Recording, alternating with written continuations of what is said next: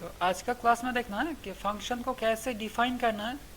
तो फंक्शन में हम कैसे आर्गुमेंट भेज सकते हैं और फंक्शन कैसे वैल्यू रिटर्न कर सकते हैं, और एक साथ हम कैसे एक से ज़्यादा वैल्यू भी रिटर्न कर सकते हैं, तो वो भी देखेंगे। और फंक्शन कैसे एग्जीक्यूट होता है वो भी हम आज डिटेल्स में देखेंगे। तो पिछले क्लास में जो फंक्शन बना था कि एक फंक्शन को लिखना है जो हेलो मैसेज मॉनिटर में डिस्प्ले कर रहा है। ओके, तो इसके लिए इसमें कुछ आर्गुमेंट भेजने का ज़रूरत नहीं है। तो आर्गुमेंट मतलब ये जो पेरेंथेसिस है, इस पेरेंथेसिस के अंदर अगर कुछ लिखना है तो उसको बोलता हूँ कि आर्गुमेंट। तो यहाँ पर आर्गुमेंट भेजने का कोई ज़रूरत नहीं, क्योंकि आर्गुमेंट कब भेजना है, जब यहाँ पर जो हम वैल्यू को दिखा रहा हूँ, मतलब वैल्यू को आउटपुट दे रहा हूँ, मतलब जो आउटपुट हो रहा है ये आउटपुट अगर टाइम टू टाइम चेंज नहीं हो रहा है तब हम कुछ आर्गुमेंट नहीं भेजेंगे। ओके, मतलब आर्गुमेंट कब भेजना है, we have to pass arguments in a function when output is changing time to time. Okay, तो फंक्शन में आर्गुमेंट कब पास करना है, जब फंक्शन से जो आउटपुट हो रहा है वो आउटपुट अगर टाइम टू टाइम चेंज हो रहा है तब हम फंक्शन में आर्गुमेंट भेजेंगे। लेकिन यहाँ पर जो देख रहा हूँ, यहाँ पर तो सभी टाइम में हेलो ही डिस्प्ले करना है, ये तो चेंज नहीं हो रहा है, ये तो सारे ज़िंदगी भर हेलो ही दिखाएगा, ये तो आउटपुट चेंज नहीं हो रहा है। इसके लिए यहाँ पर आउटपुट भेजने का ज़रूरत नहीं है। भेज भी सकता हूँ लेकिन भेजने का ज़रूरत नहीं है, क्योंकि आउटपुट यहाँ पर फिक्स्ड है। Okay, that is when the output of a function is fixed, okay, then there is no need to pass argument to a function. okay, तो अगर आउटपुट फिक्स्ड है यहाँ पर जैसा हो रहा है तब यहाँ पर आर्गुमेंट भेजने का कोई ज़रूरत नहीं है। ओके, तो यही है यहाँ पर लॉजिक। तो अब यहाँ पर देखता हूँ कि ये फंक्शन कैसे एग्जीक्यूट हो रहा है। तो ये शो कॉल जहाँ पर किया है, इसके पहले एक मैसेज दे देता हूँ, that is print, that is before call, और इन द मिडल हम बीच में हमने फंक्शन को कॉल किया है शो, और इसके नीचे और एक मैसेज दिखा है that is after call. Okay, before call and after call. तो अब देखता हूँ कि ये कैसे एग्जीक्यूट हो रहा है। ओके, तो यह हमारा प्रोग्राम। ओके, तो अब ये जो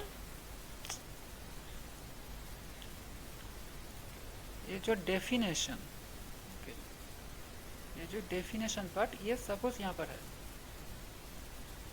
तो अब जब इस फंक्शन को पाइथन कॉल करेगा तब कंट्रोल इस फंक्शन का डेफिनेशन में जाएगा। तो पाइथन इस पहला लाइन से शुरू किया, दैट इज बिफोर कॉल, तो ये तो एग्जीक्यूट हो जाएगा, दैट इज बिफोर कॉल, और इसके बाद पाइथन है सेकेंड लाइन पे, दैट इज शो। अब फंक्शन हम कॉल कर रहा हूँ तभी पाइथन जाएगा इस डेफिनेशन में। ओके, तो अब डेफिनेशन के अंदर जो काम है वो करना वो शुरू कर देगा। ओके, मतलब ये हेलो दिखाएगा, तो मॉनिटर में वो हेलो दिखा दिया। तो अभी ये जो आफ्टर कॉल ये अभी एग्जीक्यूट नहीं होगा, अभी पहले शो का काम खत्म होगा, उसके बाद ये आफ्टर कॉल एग्जीक्यूट होगा। तो अब तो हेलो दिखाना हो गया, मतलब शो फंक्शन का काम खत्म हो गया। तो अब क्या करेगा, पाइथन तो यहाँ पर चला गया, मतलब ये तो मेमोरी में कुछ लोकेशन में ही हो रहा है, मतलब ये जो बिफोर कॉल और शो और आफ्टर कॉल ये जो लिखा है ये मेमोरी का सपोज 100 लोकेशन में ये हो रहा है, और ये जो डेफिनेशन ये सपोज 500 लोकेशन में हो रहा है। ओके, डिफरेंट लोकेशन में ये डिफरेंट स्टेटमेंट लिखा हुआ है। तो पाइथन पहले ये 100 लोकेशन में था और वहाँ से गया 500 लोकेशन में, तो जंप करके यहाँ पर चला गया। तो अब तो 100 लोकेशन का नीचे जो स्टेटमेंट है वहाँ पर लौट आना होगा, तभी तो आफ्टर कॉल एग्जीक्यूट होगा, क्योंकि पाइथन तो अभी 500 लोकेशन में चला गया। तो इसके लिए 500 से उसको फिर से 100 लोकेशन में लौट कर आना होगा, और ये पाइथन ऑटोमेटिक करेगा। ओके, इसको बोलने का ज़रूरत नहीं। पाइथन जब देखेगा कि इसका काम ख़त्म हो गया तो वो ऑटोमेटिकली 500 लोकेशन से ये 100 लोकेशन में जंप कर फिर से लौट कर आएगा। ओके, मतलब ये हेलो दिखाने के बाद वो फिर से यहाँ पर चला आएगा, मतलब जहाँ से वो गया था, ये शो इस लाइन से गया था, उसी लाइन पे वो फिर से लौट कर आएगा। मतलब कॉलिंग पॉइंट, इसको हम बोल रहा हूँ कि calling point. Okay, calling point में वो लौट कर आएगा, और इसके बाद वो इसका जो नेक्स्ट लाइन था जो अभी रुका हुआ था, दैट इज आफ्टर कॉल, ये लाइन एग्जीक्यूट होगा। मतलब इसके बाद हेलो दिखाने के बाद वो दिखाएगा आफ्टर कॉल।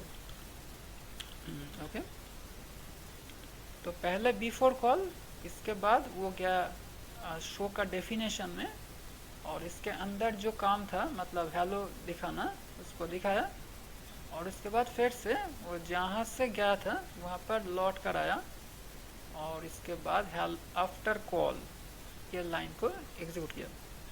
तो हमारा जो output before call, hello and after call, और इसके बाद दैट इज पहले बिफोर कॉल, इसके बाद हेलो, और इसके बाद आफ्टर कॉल। ओके, तो ऐसा करके फंक्शन एग्जीक्यूट होता है। मतलब कंट्रोल जंप करके ये फंक्शन का डेफिनेशन में जाता है, और उसके अंदर जो काम है उसको करने के बाद कॉलिंग पॉइंट में लौट कर आता है। ओके, ये हमेशा ऐसा ही होगा। ओके, डेफिनेशन से वो फिर से कॉलिंग पॉइंट में आएगा, ये काम ऑटोमेटिक होगा, हमको बोलने का ज़रूरत नहीं। तो अब यहाँ पर एक पॉइंट है कि ये जो फंक्शन से पाइथन लौट कर आया, कुछ वैल्यू रिटर्न नहीं हो रहा है। ओके, ये हम ऐसा बोल सकता हूँ कि कंट्रोल रिटर्न हो रहा है। ओके, कंट्रोल इज रिटर्निंग, हम ऐसा बोलता हूँ कि कंट्रोल रिटर्न हो रहा है, कुछ वैल्यू रिटर्न नहीं हो रहा है। तो पाइथन का फंक्शन में अगर हमने कुछ वैल्यू रिटर्न नहीं किया तो पाइथन में बाय डिफ़ॉल्ट नॉन रिटर्न होता है। तो ये बात हमको याद रखना चाहिए कि from every function in Python by default, okay, non is returned, okay. अगर हमने कुछ रिटर्न नहीं किया तो पाइथन सभी फंक्शन से क्या रिटर्न करता है, यह नॉन रिटर्न करता है। ये बात हमको याद रखना चाहिए। Okay, very important. हर फंक्शन से पाइथन नॉन रिटर्न करता है। तो हम ये चेक कर सकता हूँ। तो कैसे चेक करूँगा, तो ये जो शो कॉल किया, हम इसके लेफ्ट साइड में एक वेरिएबल में ऐसा लिखूँगा कि p equal to show. Okay, तो अब क्या होगा, ये शो जो रिटर्न कर रहा है ये p में स्टोर हो जाएगा। तो शो क्या रिटर्न कर रहा है, अभी वो नॉन रिटर्न कर रहा है। तो हम इसको दिखा भी सकता हूँ। तो इसके नीचे हमने प्रिंट करके दिखा दिया p इक्वल्स टू कॉमा देकर p। ओके, तो अब देख रहा हूँ कि ये कैसे काम कर रहा है। ओके, यस, फिर से ओके, तो ये हमारा प्रोग्राम है। तो यहाँ पर है डेफिनेशन। तो पाइथन पहले ये बिफोर कॉल ये एग्जीक्यूट किया, तो मॉनिटर में आया बिफोर कॉल, और उसके बाद ये सेकेंड लाइन पे आया, that is p equal to show. तो पाइथन चला गया इस डेफिनेशन में, और इसके अंदर जो हेलो इसको डिस्प्ले किया। तो मॉनिटर में आया हेलो। ओके, और इसके बाद पाइथन ऑटोमेटिक यहाँ से लौट जाएगा, लेकिन यहाँ से ये नाम रिटर्न कर देगा। ओके, हम तो कुछ रिटर्न नहीं कर रहा हूँ, लेकिन पाइथन ऑटोमेटिकली नाम रिटर्न करेगा। तो कहाँ पर वो रिटर्न करेगा?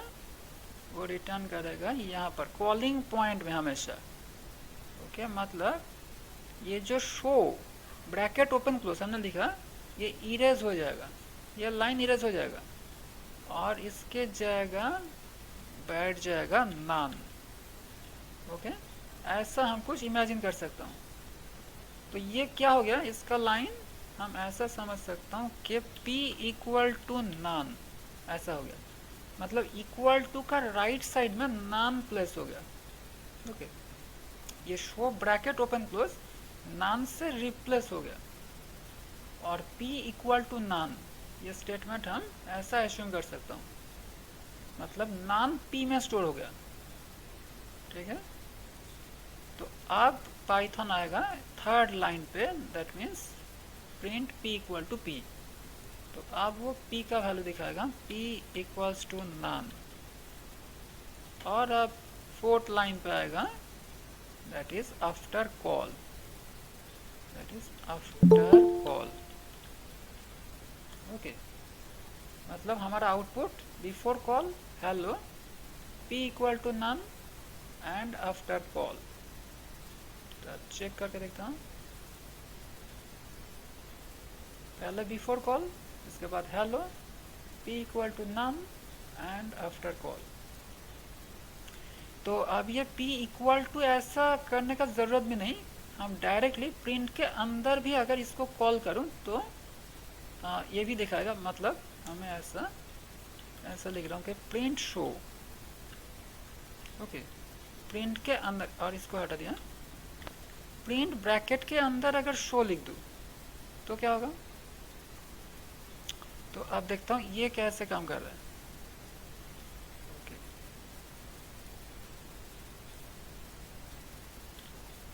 हमने अब प्रिंट के अंदर शो को कॉल कर दिया। ओके, तो अब ये कैसे एग्जीक्यूट होगा? तो पहले तो ये बिफोर कॉल दिखाएगा। ओके, पहले दिखाया बिफोर कॉल,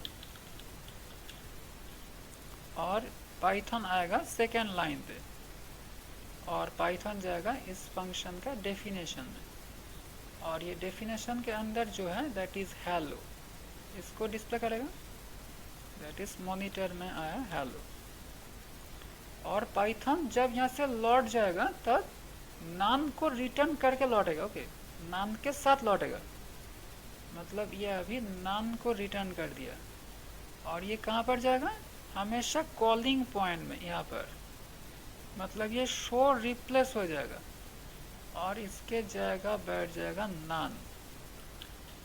ओके, तो अब ये लाइन क्या हो जाएगा? प्रिंट ब्रैकेट के अंदर नान। ओके, ऐसा अगर हमें लिखता तो जो होता यहाँ पर वैसा ही हो रहा है, प्रिंट फंक्शन के अंदर हो गया नान। तो इसका मतलब वो नान ही दिखाएगा। पहले हेलो दिखाया, उसका नेक्स्ट लाइन पे नान दिखाएगा, सेम लाइन पे नहीं, क्योंकि प्रिंट तो एक नया लाइन प्रिंट करता है हमेशा। प्रिंट जब प्रिंट करता है तब तो कंटेंट को प्रिंट करने के बाद कर्सर को नेक्स्ट लाइन पे भेज देता है। मतलब हेलो को जब प्रिंट किया, इसके बाद कर्सर तो नेक्स्ट लाइन पे चला गया, इसके लिए हेलो नेक्स्ट लाइन पे आएगा। ओके, इसलिए नान आएगा नेक्स्ट लाइन पे।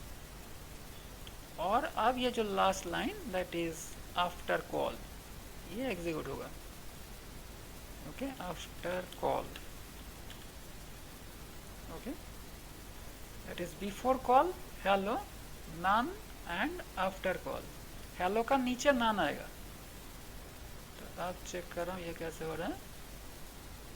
दैट इज बिफोर कॉल, इसके बाद हेलो, इसके बाद नान। ओके, हेलो का नीचे नान है। ओके, और इसके बाद आफ्टर कॉल। हेलो का नीचे क्यों आ रहा है? क्योंकि ये जो प्रिंट हेलो, ये दिखाने के बाद कर्सर नेक्स्ट लाइन पे चला जा रहा है, इसीलिए नान नेक्स्ट लाइन पे आ रहा है। ओके, तो ऐसा करके पाइथन में फंक्शन एग्जीक्यूट होता है, और पाइथन में हर function by default none return करता है। यह हमें याद रखना चाहिए।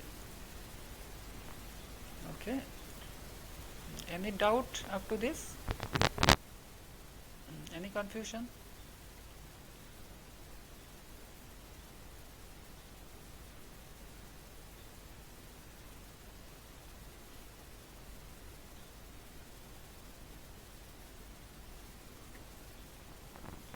ओके, तो अब आगे बढ़ते हैं।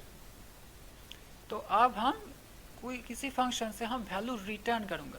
Okay, that is next topic is returning value. Okay, returning value from a function.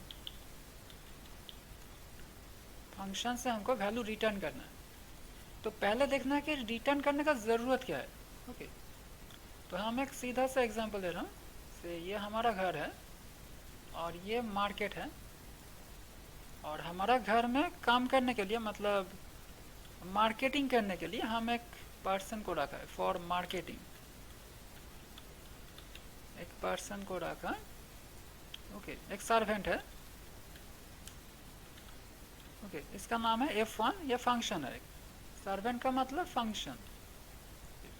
तो इसका काम है मार्केट में जाकर, ये मार्केट है, मार्केट में जाकर 1 kg potato corn, okay, that is to bring 1 kg of potato. तो हर बार ये जब मार्केट में जाएगा, इसका काम ही है कि 1 kg करके पोटैटो को ले आना। यही इसका काम है, यही फंक्शन है। तो हम इस फंक्शन को कॉल किया कि F1 को बोला कि तुम जाओ मार्केट में जाकर 1 kg पोटैटो ले आओ। हमने इस फंक्शन को, मतलब F1 को कॉल किया, F1। ओके, और ये पोटैटो का क्यों ज़रूरत है? क्योंकि हमारा घर में तो कुकिंग करना है, तो बाद में हमको कुकिंग स्टार्ट करना है। तो कुकिंग के लिए तो पोटैटो चाहिए, इसके लिए हम अभी वेट कर रहा हूँ। Okay, that is cooking is waiting. Potato आएगा तब ना कुकिंग होगा।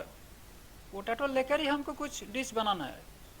ओके, तो जो डिश हम बना रहा हूँ उसमें पोटैटो चाहिए। तो इसके लिए हम, ये कुकिंग अभी रुका हुआ है, कुकिंग नहीं हो रहा है। पोटैटो आएगा तब कुकिंग स्टार्ट होगा।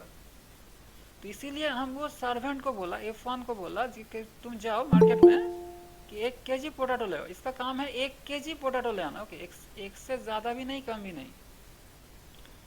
तो ठीक है, तो ये सर्वेंट मार्केट में गया और पोटैटो को परचेज किया, परचेज पोटैटो।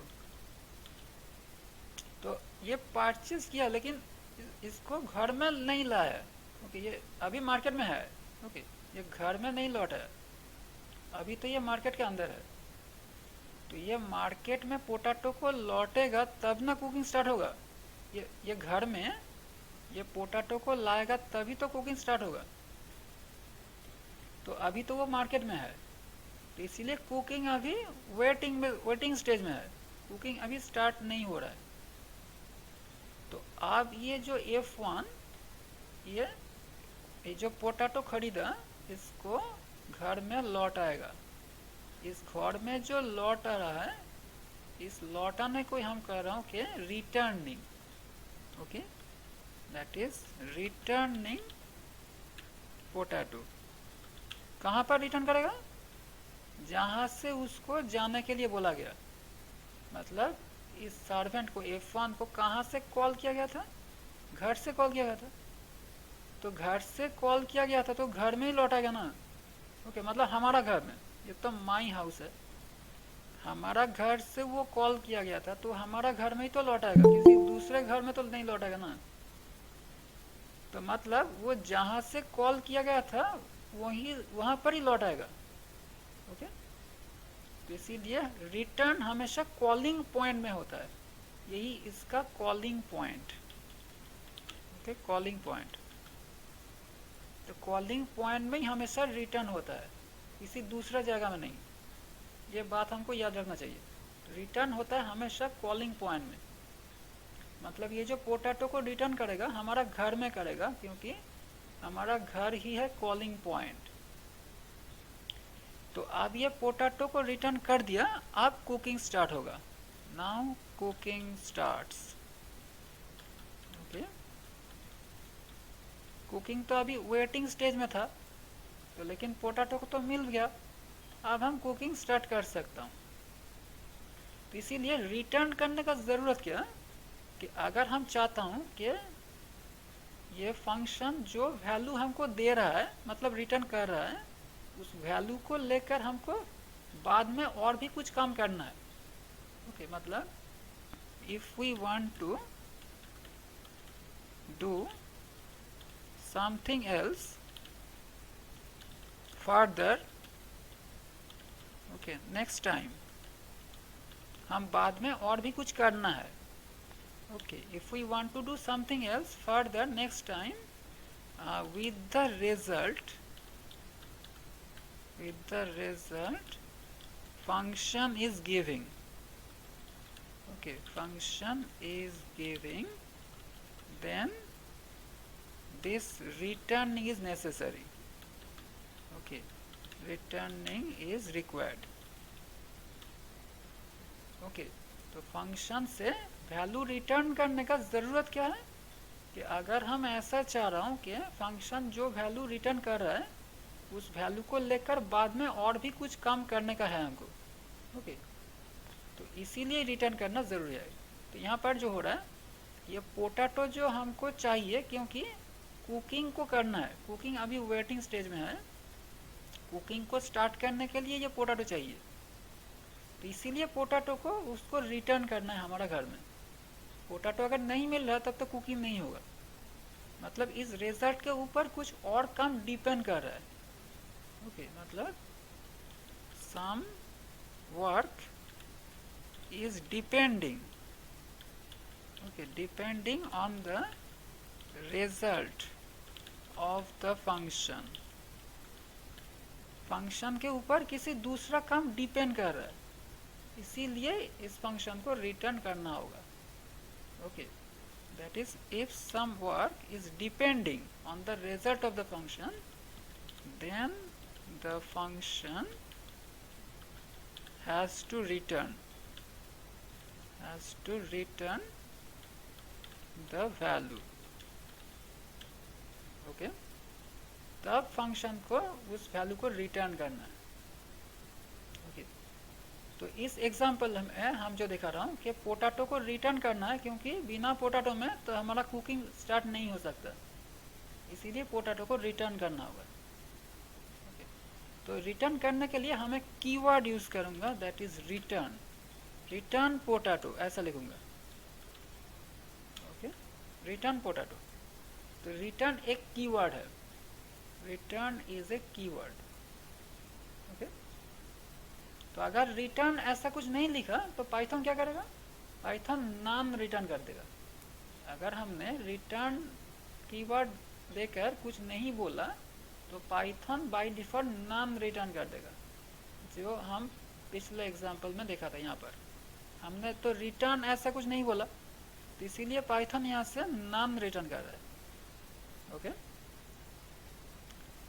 तो अब एक दूसरा एग्जांपल दिखाता हूँ जहाँ पर रिटर्न करने का ज़रूरत नहीं है। ओके, इस एग्जांपल में no need to return anything. Okay, तो जो हम पिछले एग्जांपल में देखा था, ये भी एक एग्जांपल है जो प्रिंट हेलो, यहाँ पर भी रिटर्न करने का कोई ज़रूरत नहीं। तो और भी एक एग्जांपल बोल रहा हूँ प्रैक्टिकल, कि सपोज ये हमारा घर है, दिस इज आवर हाउस। तो अब एक फ्रेंड है हमारा, ये फ्रेंड, तो ये भी एक फंक्शन है। Okay, function. तो हम फ्रेंड को बोला कि तुम जाओ कि एक दूसरा आदमी का घर, okay, that is a second friends house, second friends house. Okay, तो सेकंड फ्रेंड्स के हाउस में जाकर बता दो कि कल हम ऑफिस में नहीं जाऊंगा। ओके, तो इसको बताओ, ओके इसको बता दो कि से कि I will not go to the office tomorrow, say I will not go to the office tomorrow. Okay okay, तो ये बात सिर्फ बोल कर आना है बस, और कुछ नहीं। तो ये बात बोलने के ऊपर तो हमको कुछ डिपेंड नहीं कर रहा हूँ हम। ओके, हमारा तो ऐसा कुछ काम नहीं है कि इस बात बोलने के ऊपर डिपेंड कर रहा है। तो इसीलिए ये जो फंक्शन होगा यहाँ से कुछ रिटर्न करने का ज़रूरत नहीं है। तो अब हमने अगर रिटर्न नहीं किया तो पाइथन नॉन रिटर्न करेगा, तो उसमें कोई प्रॉब्लम नहीं है। तो यहाँ पर हमको कोई रिटर्न करने का, हमको कुछ रिटर्न करने का ज़रूरत नहीं है। ओके, तो इसी फंक्शन में कुछ रिटर्न करने का ज़रूरत नहीं है। ओके, तो अब इस फंक्शन में भी देखा था कि हम प्रिंट हेलो को दिखा रहा था, यहाँ पर भी रिटर्न करने का कोई ज़रूरत नहीं है, क्योंकि ऐसा कुछ काम इसके बाद नहीं है जो इसके ऊपर डिपेंड कर रहा है, ये हेलो दिखाने के ऊपर ऐसा तो कुछ यहाँ पर नहीं हो रहा है। इसके लिए यहाँ से भी रिटर्न करने का कोई ज़रूरत नहीं है। ओके, तो अब हम दिखा रहा हूँ कि रिटर्न अगर करना है तो कैसे करना है। ओके, तो अब हम प्रिंट हेलो तो यहाँ पर दिखा सकता हूँ, और तो अब इसको हम हटा दिया, जस्ट यहाँ से लिख रहा हूँ कि रिटर्न, ओके एंड से 10, ऐसा लिख रहा हूँ। कुछ भी वैल्यू हम रिटर्न कर सकता हूँ, पाइथन का फंक्शन से हम कुछ भी वैल्यू रिटर्न कर सकता हूँ, कोई प्रॉब्लम नहीं। तो अब ये शो फंक्शन कुछ डिस्प्ले नहीं कर रहा है, अब ये फंक्शन रिटर्न कर रहा है एक वैल्यू। तो अब क्या होगा, इस वैल्यू कहाँ पर आएगा, इस वैल्यू आएगा, हमने जो बोला कॉलिंग पॉइंट में आएगा, मतलब जहाँ से इस फंक्शन को कॉल किया गया था, मतलब इस शो फंक्शन यहाँ पर इसी लाइन, मतलब लाइन नंबर 7 स्प्रिंट के अंदर से। ओके, तो अब इसका आउटपुट क्या होगा, तो अगर इसको चलाऊं, ओके, तो अब हमारा फंक्शन है ये। तो पहले तो वो बिफोर कॉल ये लाइन दिखाएगा, पहले दिखा दिया बिफोर कॉल। ओके, और इसके बाद पाइथन आएगा सेकेंड लाइन पे और इस शो को कॉल करेगा। तो पाइथन जाएगा इस फंक्शन का डेफिनेशन में और वो इस रिटर्न 10 इसको एग्जीक्यूट करेगा, और इस 10 चला जाएगा कहाँ पर, इस शो में। ओके, ये कॉलिंग पॉइंट में, मतलब ये शो अभी डिलीट हो जाएगा और इसके जगह आ जाएगा 10। ओके, मतलब अगर हमने ऐसा लिखता था कि प्रिंट ब्रैकेट में 10, तो जैसा होता था यहाँ पर ऐसा ही हुआ, मतलब वो 10 को डिस्प्ले कर देगा, वो दिखा देगा 10। तो अब तो वो लॉट आ चुका है, और इसके नेक्स्ट जो स्टेटमेंट वो अभी एग्जीक्यूट करेगा, दैट इज आफ्टर कॉल, वो एग्जीक्यूट करेगा आफ्टर कॉल। ओके, तो हमारा आउटपुट होगा पहला बिफोर कॉल, उसके बाद 10 और इसके बाद आफ्टर कॉल। ओके, तो अगर इसको चलाऊं, बिफोर कॉल, इसके बाद 10, इसके बाद आफ्टर कॉल। तो और अगर ऐसा भी कर सकता हूँ कि ये जो रिटर्न कर रहा है ये कोई वेरिएबल के अंदर स्टोर भी कर सकता हूँ, ऐसा करके कि x इक्वल टू शो और इसके बाद print x equal two comma x, ऐसा करके भी दिखा सकता हूँ। इस वैल्यू को किसी वेरिएबल के अंदर भी स्टोर करके उसको लेकर हम कुछ और काम कर सकता हूँ, मतलब डिस्प्ले कर सकता हूँ, किसी कैलकुलेशन कर सकता हूँ, कुछ भी कर सकता हूँ। ओके, मतलब इस x के साथ कुछ ऐड भी कर सकता हूँ, से 15 ऐड कर दिया, तो वो तो रिटर्न कर रहा है 10, तो 10 के साथ 15 ऐड हो जाएगा, सो हो जाएगा 25। ओके, तो अब इसको कॉल करूँ तो x का वैल्यू हो गया 25। ओके, तो ऐसा करके ये एक फंक्शन जो वैल्यू रिटर्न कर रहा है, इसको लेकर अगर बाद में कुछ करना है तो हम इसको रिटर्न कर सकता हूँ और हमको तब लिखना है कि रिटर्न एक कीवर्ड लिखना है और इसके बाद इसका वैल्यू। ओके, तो पाइथन से हम कुछ भी वैल्यू रिटर्न कर सकता हूँ। यहाँ से सिर्फ हेलो को भी रिटर्न कर सकता हूँ, रिटर्न हेलो। तब तो हम इसके साथ 15 ऐड नहीं कर सकता हूँ क्योंकि हेलो तो स्ट्रिंग है। स्ट्रिंग के साथ हम नंबर को ऐड नहीं कर सकता हूँ। ये पाइथन में एक रूल है कि स्ट्रिंग के साथ हम नंबर को डायरेक्टली ऐड नहीं कर सकता हूँ। नंबर को स्ट्रिंग बनाना होगा, उसके बाद हम इसके साथ स्ट्रिंग ऐड कर सकता हूँ। ओके, 15 तो नंबर है, नंबर के साथ डायरेक्टली हम स्ट्रिंग को ऐड नहीं कर सकता हूँ। अगर हमें ऐसा लिखा तो इमीडिएटली एरर आएगा। तो अगर इसको चलाऊँ तो ये एरर दे दिया, टाइप एरर बोल रहा है कि can only concatenate str to str not int, क्योंकि x के साथ हमने 15 ऐड कर दिया। x है स्ट्रिंग, क्योंकि हेलो कहाँ पर स्टोर हुआ, x के अंदर। ओके, ये जो हेलो रिटर्न हो रहा है ये कहाँ पर स्टोर हुआ, x के अंदर। तो x के अंदर अगर हेलो है, ये तो स्ट्रिंग है, x हो गया स्ट्रिंग। तो अब स्ट्रिंग के साथ हम 15 एक नंबर इसको ऐड नहीं कर सकता हूँ। ओके, इसके लिए बोल रहा है कि ये लाइन पे एरर दे रहा है x+15 यहाँ पर। तो can only concatenate str, concatenate का मतलब string addition, str to str मतलब स्ट्रिंग के साथ सिर्फ स्ट्रिंग ही ऐड हो सकता है, इंटीजर ऐड नहीं हो सकता है। तो हम इसको सॉल्व कर सकता हूँ, 15 को स्ट्रिंग बनाकर इसको ऐड कर सकता हूँ, कोई प्रॉब्लम नहीं। तब ये 15 हेलो के साथ ऐड हो जाएगा, हेलो 15 हो जाएगा। ओके, अब कोई प्रॉब्लम नहीं, ये हेलो 15 हो गया। तो ऐसा करके भी हम काम कर सकता हूँ। तो मतलब हम पाइथन का फंक्शन से कुछ भी वैल्यू रिटर्न कर सकता हूँ। तो हमने इंटीजर रिटर्न किया, अब स्ट्रिंग रिटर्न किया। तो अब हम क्या करूँगा, एक लिस्ट को रिटर्न करूँगा। ओके, तो अब ये यहाँ पर लिखता हूँ कि रिटर्न से 10, 20, 30। ओके, हम कुछ भी रिटर्न कर सकता हूँ, list, tuple, dictionary, set, anything और एनी नंबर ऑफ वैल्यू। हम पाइथन से एनी नंबर ऑफ वैल्यू भी रिटर्न कर सकता हूँ। From a function we can return any number of values. Okay, हम जो चाहे वो रिटर्न कर सकता हूँ और जितना चाहे उतना वैल्यू भी रिटर्न कर सकता हूँ, कोई प्रॉब्लम नहीं है। तो हम अभी तो एक ही वैल्यू रिटर्न कर रहा हूँ, मल्टीपल वैल्यू भी रिटर्न कर सकता हूँ, वो भी हम दिखा रहा हूँ। तो लेकिन ये जो लिस्ट रिटर्न कर रहा हूँ, अब ये रिटर्न करने से क्या होगा ये हम देख रहा हूँ। ओके, तो मतलब अभी ये जो लिस्ट ये कहाँ पर स्टोर होगा, ये स्टोर होगा x में। ओके, ये स्टोर होगा x के अंदर। तो अब x के अंदर एक लिस्ट है, तो हम ऐसा लिख सकता हूँ कि प्रिंट ऑफ x अगर करूँ तो ये पूरा लिस्ट दिखा देगा।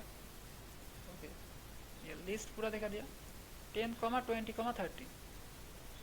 और अगर यहाँ पर स्लाइसिंग भी कर सकता हूँ, इंडेक्सिंग भी कर सकता हूँ, से x ऑफ 0 कर दिया तो इसका 0th आइटम मतलब 10 दिखाएगा।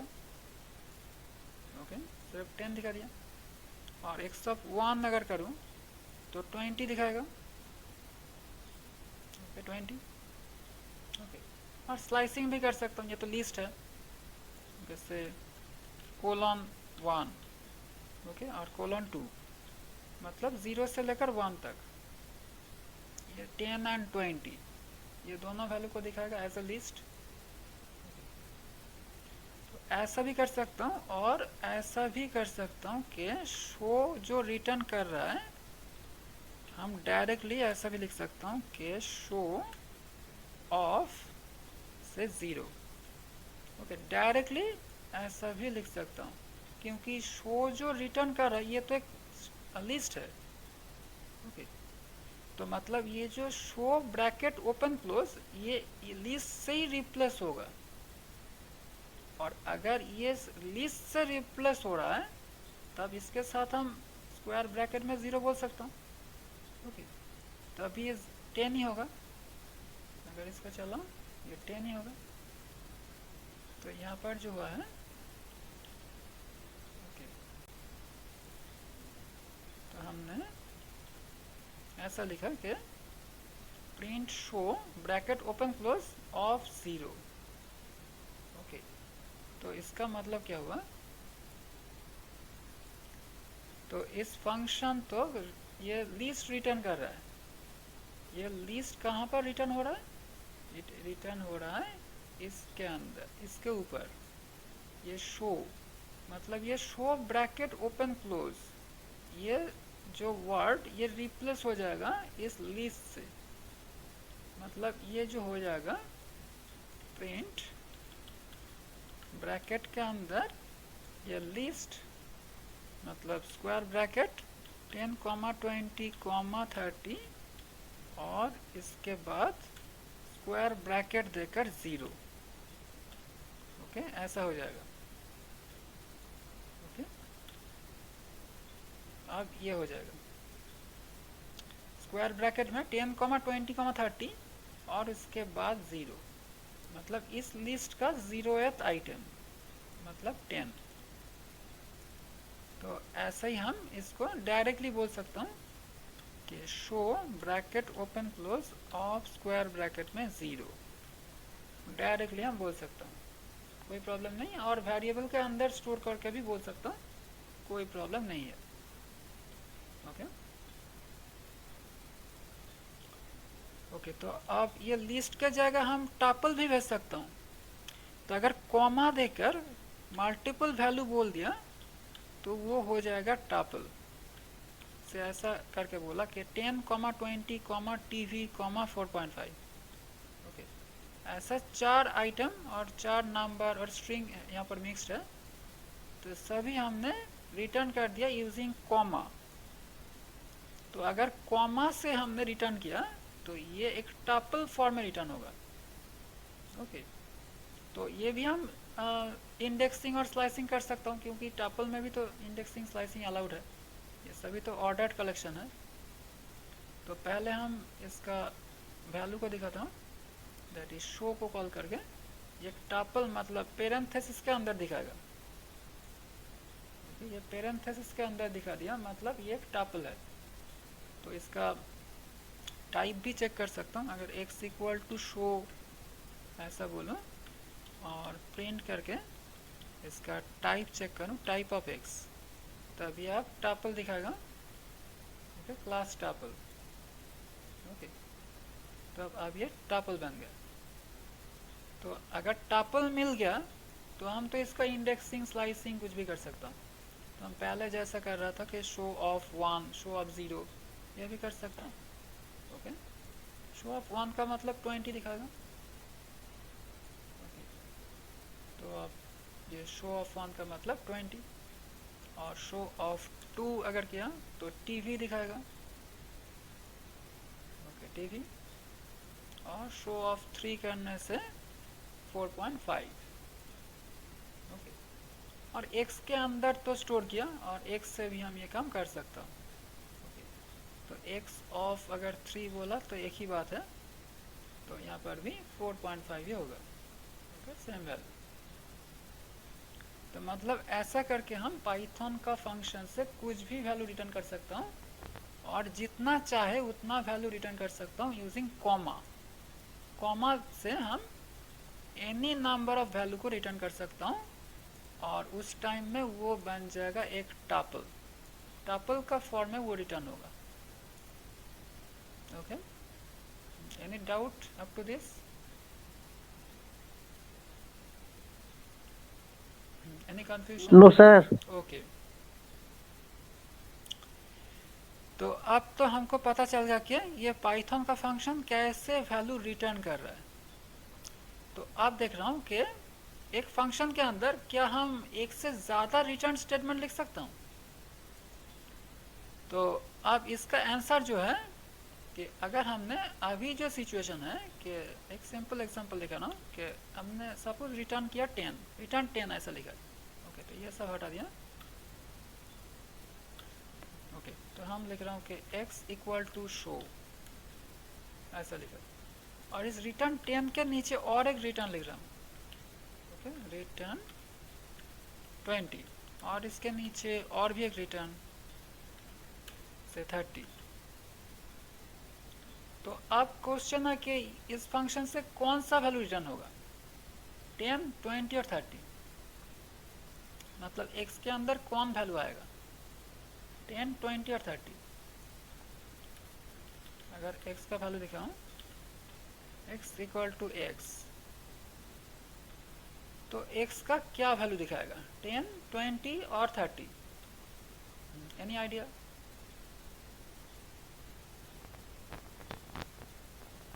हमने 3 रिटर्न स्टेटमेंट लिखा है, ओके, ऐसा लिख सकता हूँ, कोई प्रॉब्लम नहीं, मतलब कोई एरर नहीं होगा। हम फंक्शन के अंदर जितना चाहे रिटर्न स्टेटमेंट लिख सकता हूँ, कुछ प्रॉब्लम नहीं, एरर भी नहीं होगा। तो अब क्वेश्चन है कि आउटपुट क्या होगा, मतलब इस तीनों में से कौन सा वैल्यू आएगा x के अंदर, जो आएगा वो x के अंदर स्टोर होगा।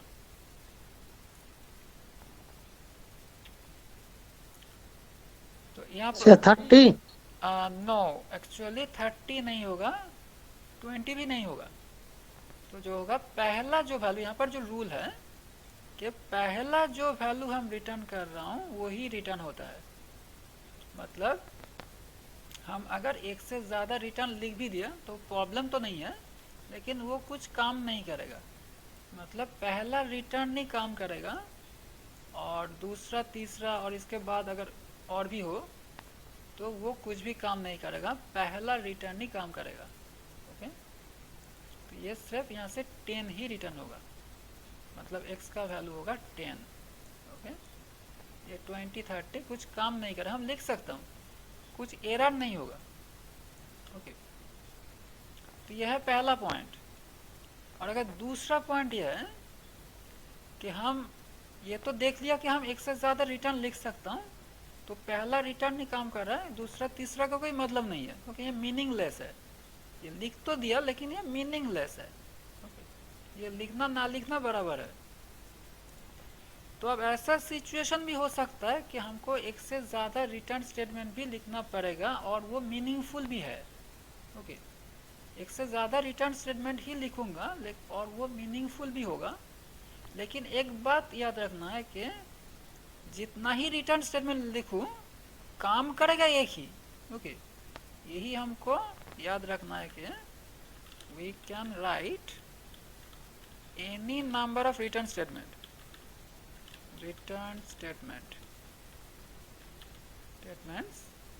and but only one return statement will be executed.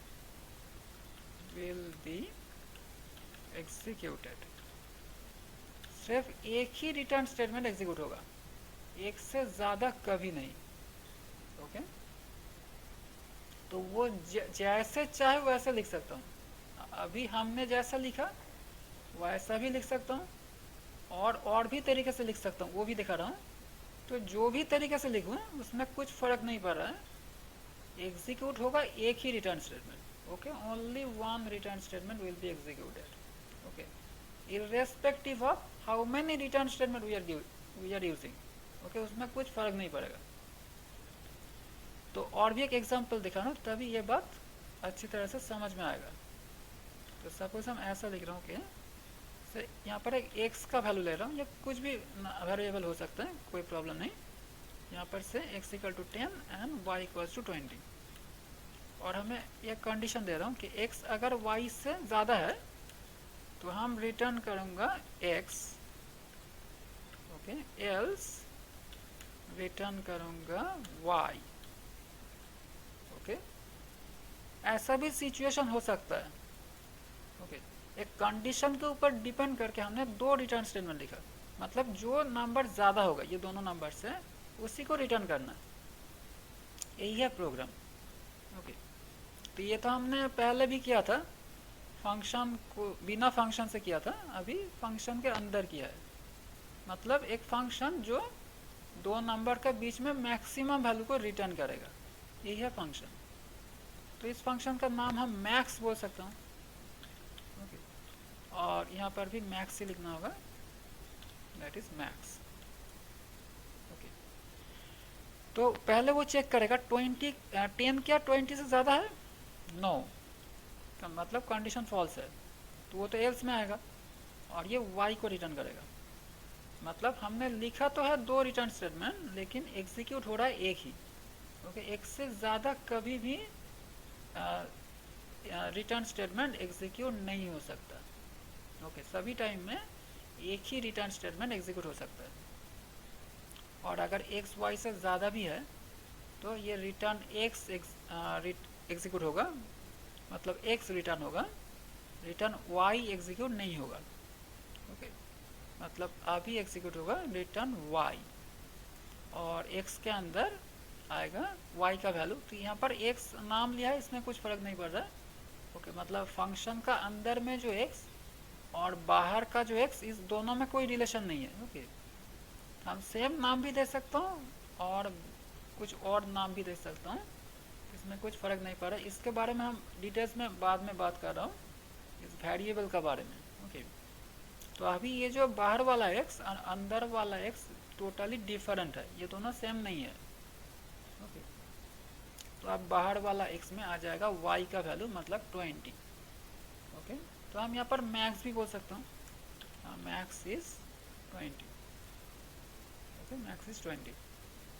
और अगर यहाँ पर x का वैल्यू इंक्रीज कर दिया, से 50 कर दिया, तो 50 तो 20 से ज़्यादा है, मतलब ये कंडीशन ट्रू हो जाएगा और ये रिटर्न x एग्जीक्यूट हो जाएगा, मतलब वो इफ ब्लॉक में जाएगा, एल्स ब्लॉक में जो रिटर्न स्टेटमेंट ये एग्जीक्यूट नहीं होगा। मतलब x का वैल्यू ही आएगा x के अंदर, लेकिन ये दोनों x अलग है। ओके, तो जो भी हो x का वैल्यू आएगा इस x के अंदर, बाहर वाला x, और उसका वैल्यू होगा 50, तो मैक्स इज 50। तो ऐसा करके भी हम रिटर्न स्टेटमेंट लिख सकता हूँ, एक से ज़्यादा, लेकिन एग्जीक्यूट होगा एक ही, कभी भी एक से ज़्यादा रिटर्न स्टेटमेंट एग्जीक्यूट नहीं हो सकता। ओके ओके, तो अब ये हुआ रिटर्न स्टेटमेंट। तो अब देखना है नेक्स्ट जो पॉइंट, वो है हमको फंक्शन में आर्गूमेंट कैसे भेजना है। ओके, यह है सबसे इम्पोर्टेंट, फंक्शन में कैसे आर्गूमेंट भेजना है। Okay, that is next statement में जो है, दैट इज पासिंग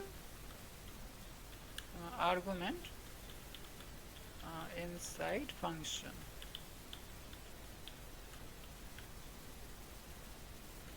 ओके, तो अब पाइथन का जो फंक्शन, इस फंक्शन में डिफरेंट टाइप ऑफ आर्गूमेंट होता है, तो हम एक एक करके देखते हैं। बाय डिफ़ॉल्ट जो आर्गूमेंट होता है, by default argument type is, इसको बोलता हूँ हम कि required positional argument. Okay, required positional argument, तो यही है पाइथन का फंक्शन का जो आर्गूमेंट का by default type.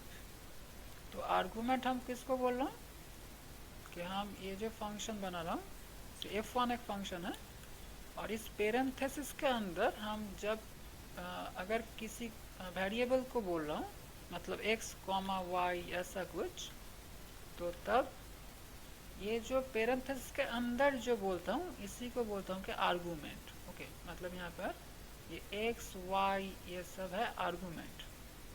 Okay, that is argument. तो आर्गूमेंट कब भेजना है, अगर फंक्शन का जो रिजल्ट ये टाइम टू टाइम चेंज हो रहा है। ओके, और हो सकता है, तभी हमको आर्गूमेंट को भेजना है।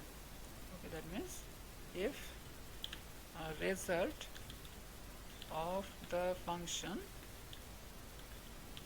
can change time to time, then we have to pass argument। Function का जो रिजल्ट वो अगर टाइम टू टाइम चेंज करना है उसको, ओके, और चेंज हो सकता है, तभी हमको आर्गूमेंट भेजना है, ओके। तो हम एक सीधा सा एग्जांपल दे रहा हूँ, से एक फंक्शन को बनाना है कि write function to add two numbers. दो नंबर को ऐड करने के लिए एक फंक्शन लिखना होगा, okay, function to add, okay. तो इस फंक्शन में दो आर्गुमेंट भेजना होगा दो नंबर के लिए। तो हम ऐसा लिख सकता हूँ कि ऐड, पहले डेफ, उसके बाद ऐड, और उसके बाद पेरेंथेसिस के अंदर x, y। ये नाम हम कुछ भी दे सकते हो, कोई प्रॉब्लम नहीं, और कोलन देकर नीचे कुछ बोलना है, ओके। तो ये जो पेरेंथेसिस के अंदर जो x और y बोला है, यही है आर्गुमेंट, दो नंबर के लिए दो आर्गुमेंट। तो आप क्या करूँगा, ये x और y को ऐड करना है और रिटर्न करना है। तो हम बोलूँगा कि return x plus y, okay. तो हम एडिटर में करता हूँ, तभी ये समझ में आ जाएगा कि हम ऐसा लिख रहा हूँ कि डेफ ऐड, और इसके अंदर x, y, और कोलन, और यहाँ पर return x plus y, okay. और अब इसको कॉल करना है। अभी तो कुछ काम नहीं होगा क्योंकि हम तो कॉल नहीं किया, अभी तो कॉल करना है। तो हम यहाँ पर दो वेरिएबल लेता हूँ, से p equal to 10 and q equals to 20। और अब इसको कॉल करूँगा ऐड p, q। तो हम कॉल करने का टाइम में वेरिएबल भी भेज सकता हूँ, ओके, और कांस्टेंट भी, वेरिएबल कांस्टेंट दोनों को भी भेज सकता हूँ। मतलब हम यहाँ पर 10, 20 भी लिख सकता हूँ, और p, q ऐसा भी लिख सकता हूँ, कोई प्रॉब्लम नहीं, ओके। तो अगर हमने ऐसा लिखा तो इसका आउटपुट क्या होगा, ओके। अगर इसको चलाऊं तो इसका आउटपुट क्या होगा, ये हमारा प्रोग्राम है, तो ये हमने सपोज चला दिया, तो इसका आउटपुट मॉनिटर में क्या शो करेगा,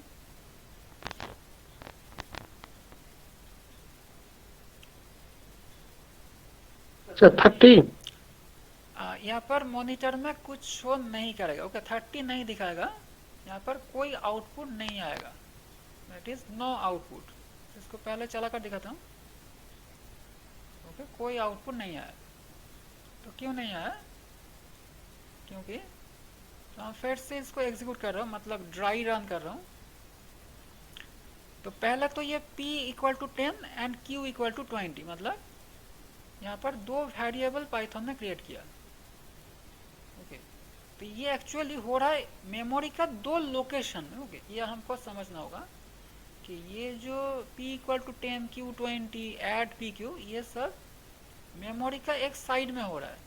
मतलब ये सपोज 100 लोकेशन में शुरू हुआ, और ये जो डेफिनेशन ये सपोज 500 कोई दूसरा लोकेशन में है, ओके। तो ये 100 लोकेशन में ये दो वेरिएबल क्रिएट हुआ, that is p and q, और p के अंदर है 10 एंड q के अंदर है 20, ओके। तो अब पाइथन आया ऐड p, q में, और पाइथन कहाँ पर जाएगा, इस डेफिनेशन में, मतलब 500 लोकेशन में जाकर इस ऐड फंक्शन के जो आर्गुमेंट है x, y, वो क्या करेगा, इस p का जो वैल्यू ये कॉपी कर देगा x में, ओके, और q का जो वैल्यू ये कॉपी कर देगा y में। ये काम वो ऑटोमेटिक करेगा, ओके। जब भी वो डेफिनेशन में जाएगा तब भी p का वैल्यू q में, x में कॉपी करेगा, और q का वैल्यू y में कॉपी करेगा।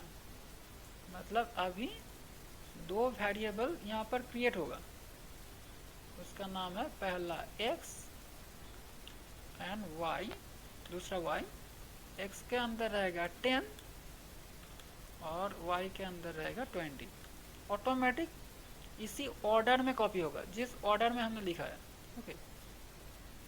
पहला वेरिएबल इसका पहले, मतलब p का वैल्यू कॉपी होगा x में और q का वैल्यू कॉपी होगा y में, इसी ऑर्डर में कॉपी होगा हमेशा।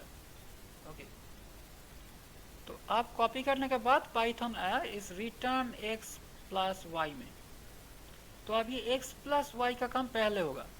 ओके, मतलब 10 प्लस 20 30, मतलब पाइथन इसको ऐसा समझा कि रिटर्न 10 प्लस 20 मतलब रिटर्न 30। ओके, इसका मतलब है कि रिटर्न 30। तो अब पाइथन इस 30 को रिटर्न करेगा, कहाँ पर करेगा? कॉलिंग पॉइंट में, हमेशा कॉलिंग पॉइंट में रिटर्न होता है, ये कॉलिंग पॉइंट में रिटर्न करेगा। मतलब ये ऐड पी क्यू ये इरेज हो जाएगा, इसके जगह बैठ जाएगा 30। लेकिन अभी हमने कुछ डिस्प्ले नहीं किया, रिटर्न तो वो कर दिया। ओके, उसका काम रिटर्न करना था वो तो कर दिया, लेकिन हमारा जो काम था यहाँ पर कि ये 30 को डिस्प्ले करना, हम तो डिस्प्ले नहीं किया। सर पिन करता है हाँ, कौन सा? हाँ, क्या है, कौन सा? सर पिन करता है। हाँ एग्जैक्टली, इसको तो प्रिंट करना है, लेकिन हम तो प्रिंट नहीं किया, तो ठीक है कोई बात नहीं, प्रिंट को करना ही है। ये तो कोई नहीं बोला है कि ये तो मैंडेटरी नहीं है कि हमको प्रिंट करना ही है, तो हमको प्रिंट करना ज़रूरी नहीं था इसलिए नहीं किया, नो प्रॉब्लम। ओके, अगर प्रिंट करना ज़रूरी है तो प्रिंट करूँगा, कि मैंडेटरी नहीं है कि प्रिंट करना ही होगा। ओके, वो रिटर्न किया है, इसका ये मतलब नहीं है कि हमको प्रिंट करना ही है।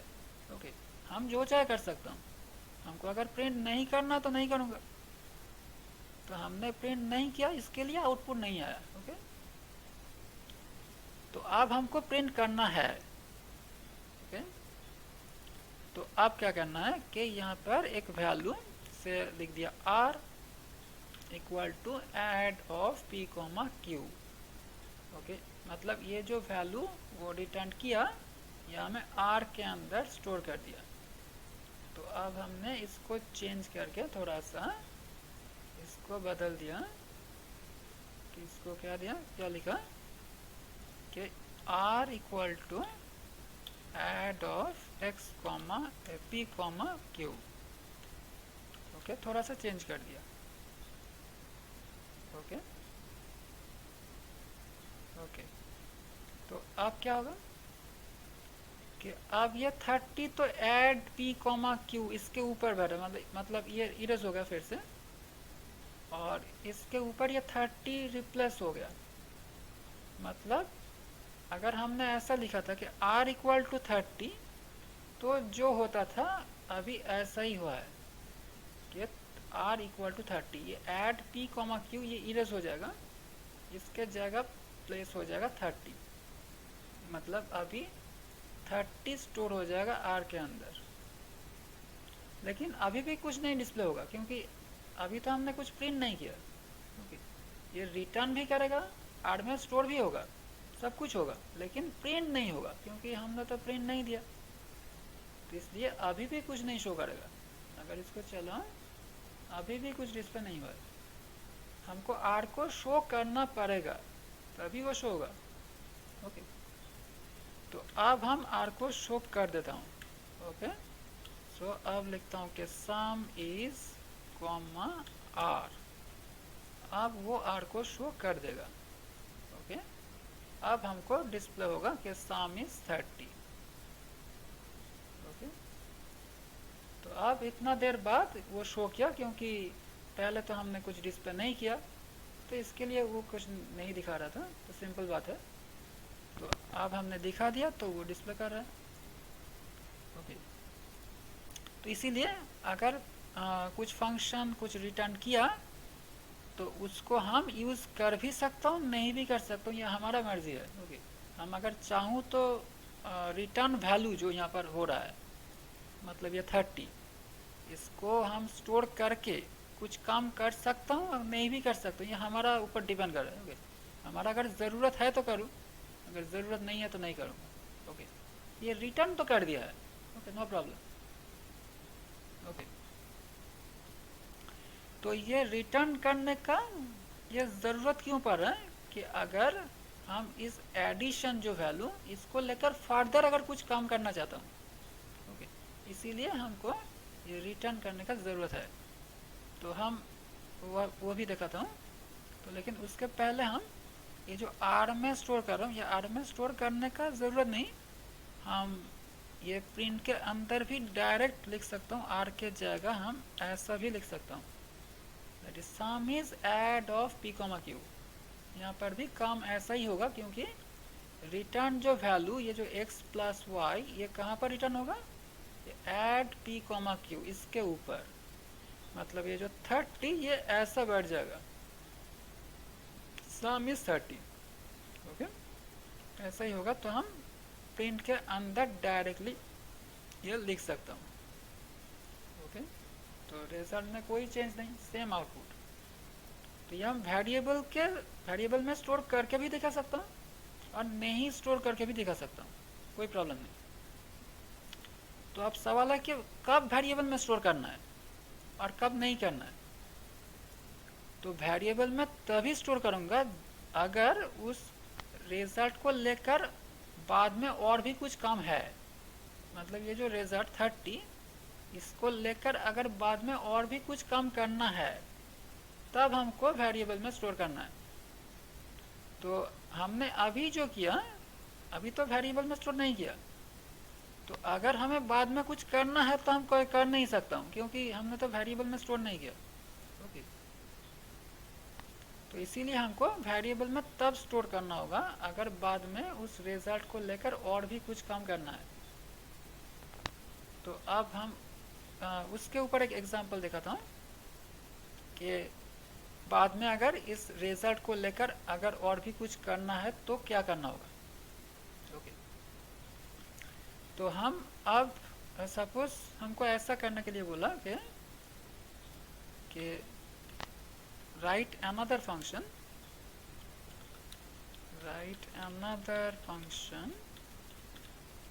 which will find average of two numbers, okay. और एक फंक्शन लिखना होगा। ये तो हमने एक फंक्शन तो लिखा है, और एक दूसरा फंक्शन लिखना होगा जो क्या दो नंबर को एवरेज को निकालेगा, ओके। यही दो नंबर को, ओके। ये हम वेरिएबल नहीं कर रहा हूँ, यही दो नंबर को लेकर ही बता रहा हूँ। तो बाद में वेरिएबल करूँगा ये इसको। तो ये काम हम एक ही फंक्शन के अंदर कर सकता हूँ, ओके। ऐसा नहीं है कि दो फंक्शन ही करना पड़ेगा। ये हम एक फंक्शन के अंदर सम करके एवरेज करके सब कुछ कर सकता हूँ। तो लेकिन हम एग्जांपल दिखा रहा हूँ कि अगर दो फंक्शन किया तो कैसे होगा वो, ओके। तो अब ये जो ऐड फंक्शन है वो तो रहेगा एज इट इज।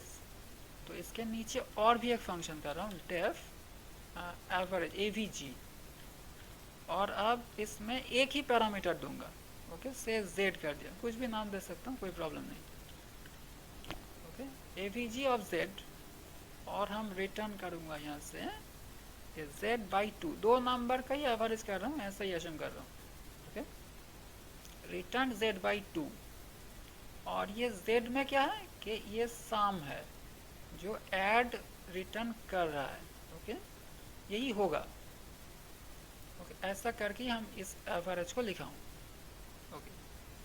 तो अब क्या करना होगा, ये जो r हमने पहले लिख रहा था, r equals to add of x comma y, ये p कॉमा q, ये करूँगा। मतलब ऐड फंक्शन पहले ये समेशन को रिटर्न करेगा और वो स्टोर होगा कहाँ पर, r के अंदर। और इसके बाद r को लेकर हम ये एवरेज को कॉल करना है, ओके। और ये भी एक वैल्यू रिटर्न कर रहा है। और ये हम देख दूसरा वेरिएबल में स्टोर करूँगा, से s इक्वल टू, अब avg को कॉल करना, avg। और यहाँ पर हम पास करूँगा किसको, r को, ओके। तो s equal to avg of r। और अब हम एवरेज को दिखाऊंगा कि एवरेज इज, यहाँ पर दिखाऊंगा इसको s को, ओके। तो आप देखता हूँ कि ये कैसे काम कर रहा है,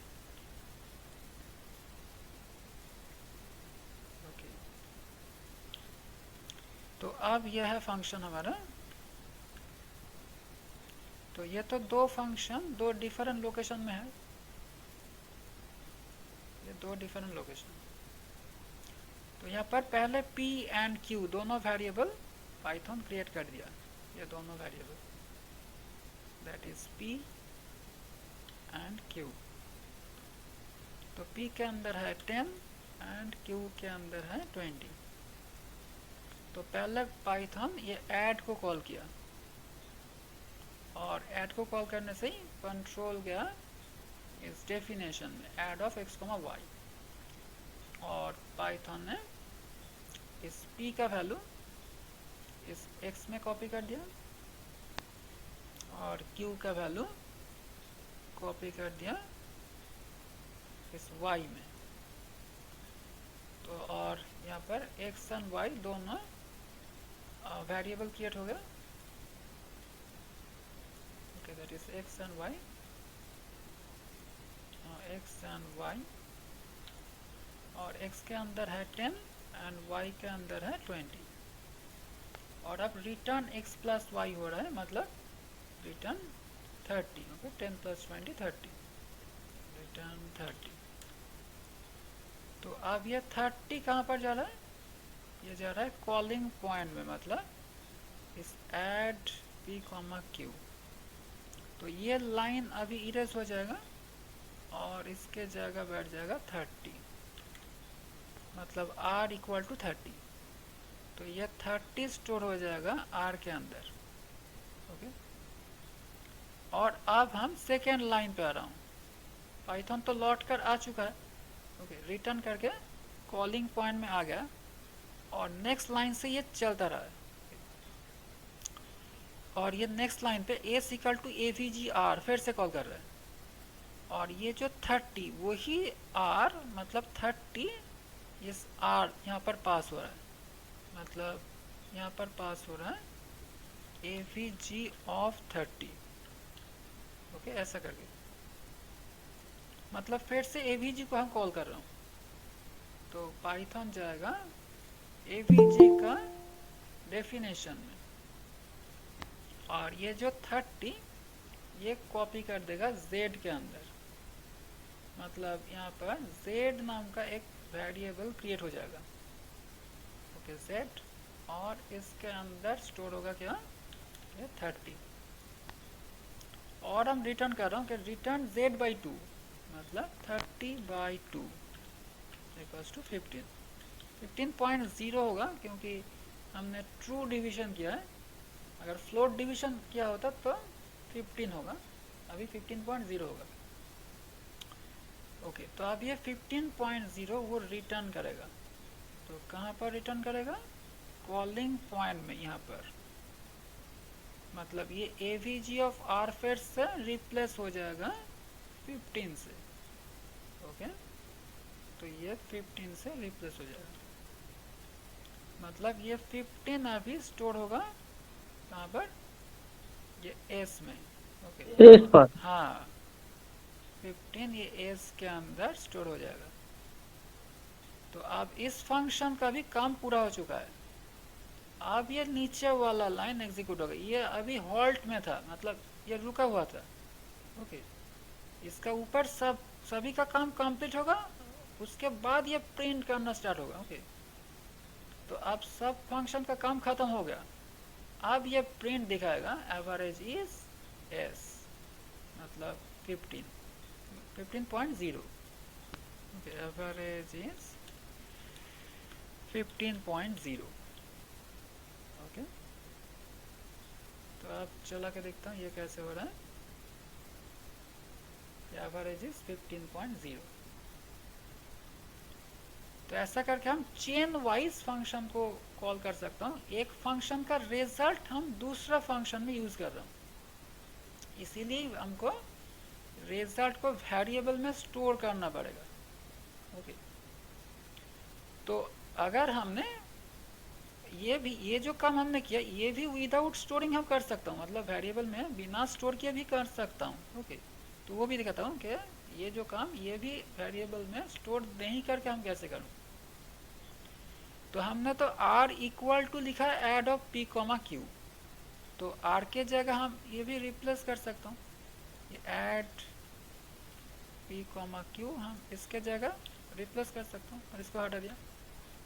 ओके, और s equal to avg of add of p comma q, ये भी हम इस s के जगह रिप्लेस कर सकता हूँ, मतलब ये avg of add of p comma q, ये भी हम s के ऊपर रिप्लेस कर सकता हूँ। ओके, तो अभी अगर ऐसा लिखा तो सेम रिजल्ट आएगा, कोई चेंज नहीं, सेम रिजल्ट, एवरेज इज 15.0। तो ये हो रहा है नेस्टिंग ऑफ फंक्शन, फंक्शन को भी हम नेस्टिंग कर रहा हूँ। ओके, हमने जो पहले नेस्टेड इफ एल्स देखा, नेस्टेड फॉर लूप, ओके ऐसा देखा, तो ऐसा यहाँ पर हम नेस्टेड फंक्शन भी यूज कर सकता हूँ। तो यहाँ पर अंदर में जो फंक्शन वो उसका काम पहले होगा। ओके, यहाँ पर जो हो रहा है कि अंदर वाला फंक्शन पहले काम करेगा, मतलब ये जो ऐड p कॉमा q इसका काम पहले होगा, और वो जो रिजल्ट देगा उसको लेकर उसका बाहर जो फंक्शन वो काम करेगा। ओके, मतलब अंदर से बाहर तक आएगा। ओके, तो यहाँ पर 3 फंक्शन है, पहले ऐड, उसके बाद एवरेज, उसके बाद प्रिंट, प्रिंट भी एक फंक्शन है। ओके, पहले ऐड का काम होगा, उसके बाद एवरेज, उसके बाद प्रिंट। ओके, प्रिंट का काम सबसे लास्ट में होगा।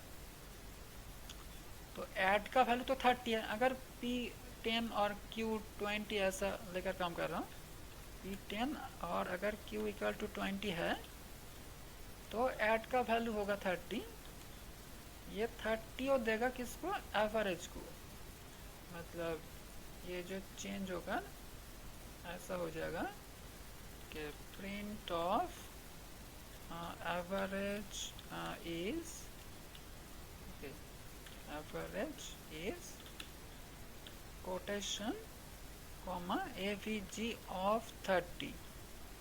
ओके, ऐसा हुआ, और ये एवरेज ऑफ 30 तो 15.0 को देगा। ओके, तो ये किसको देगा, प्रिंट को।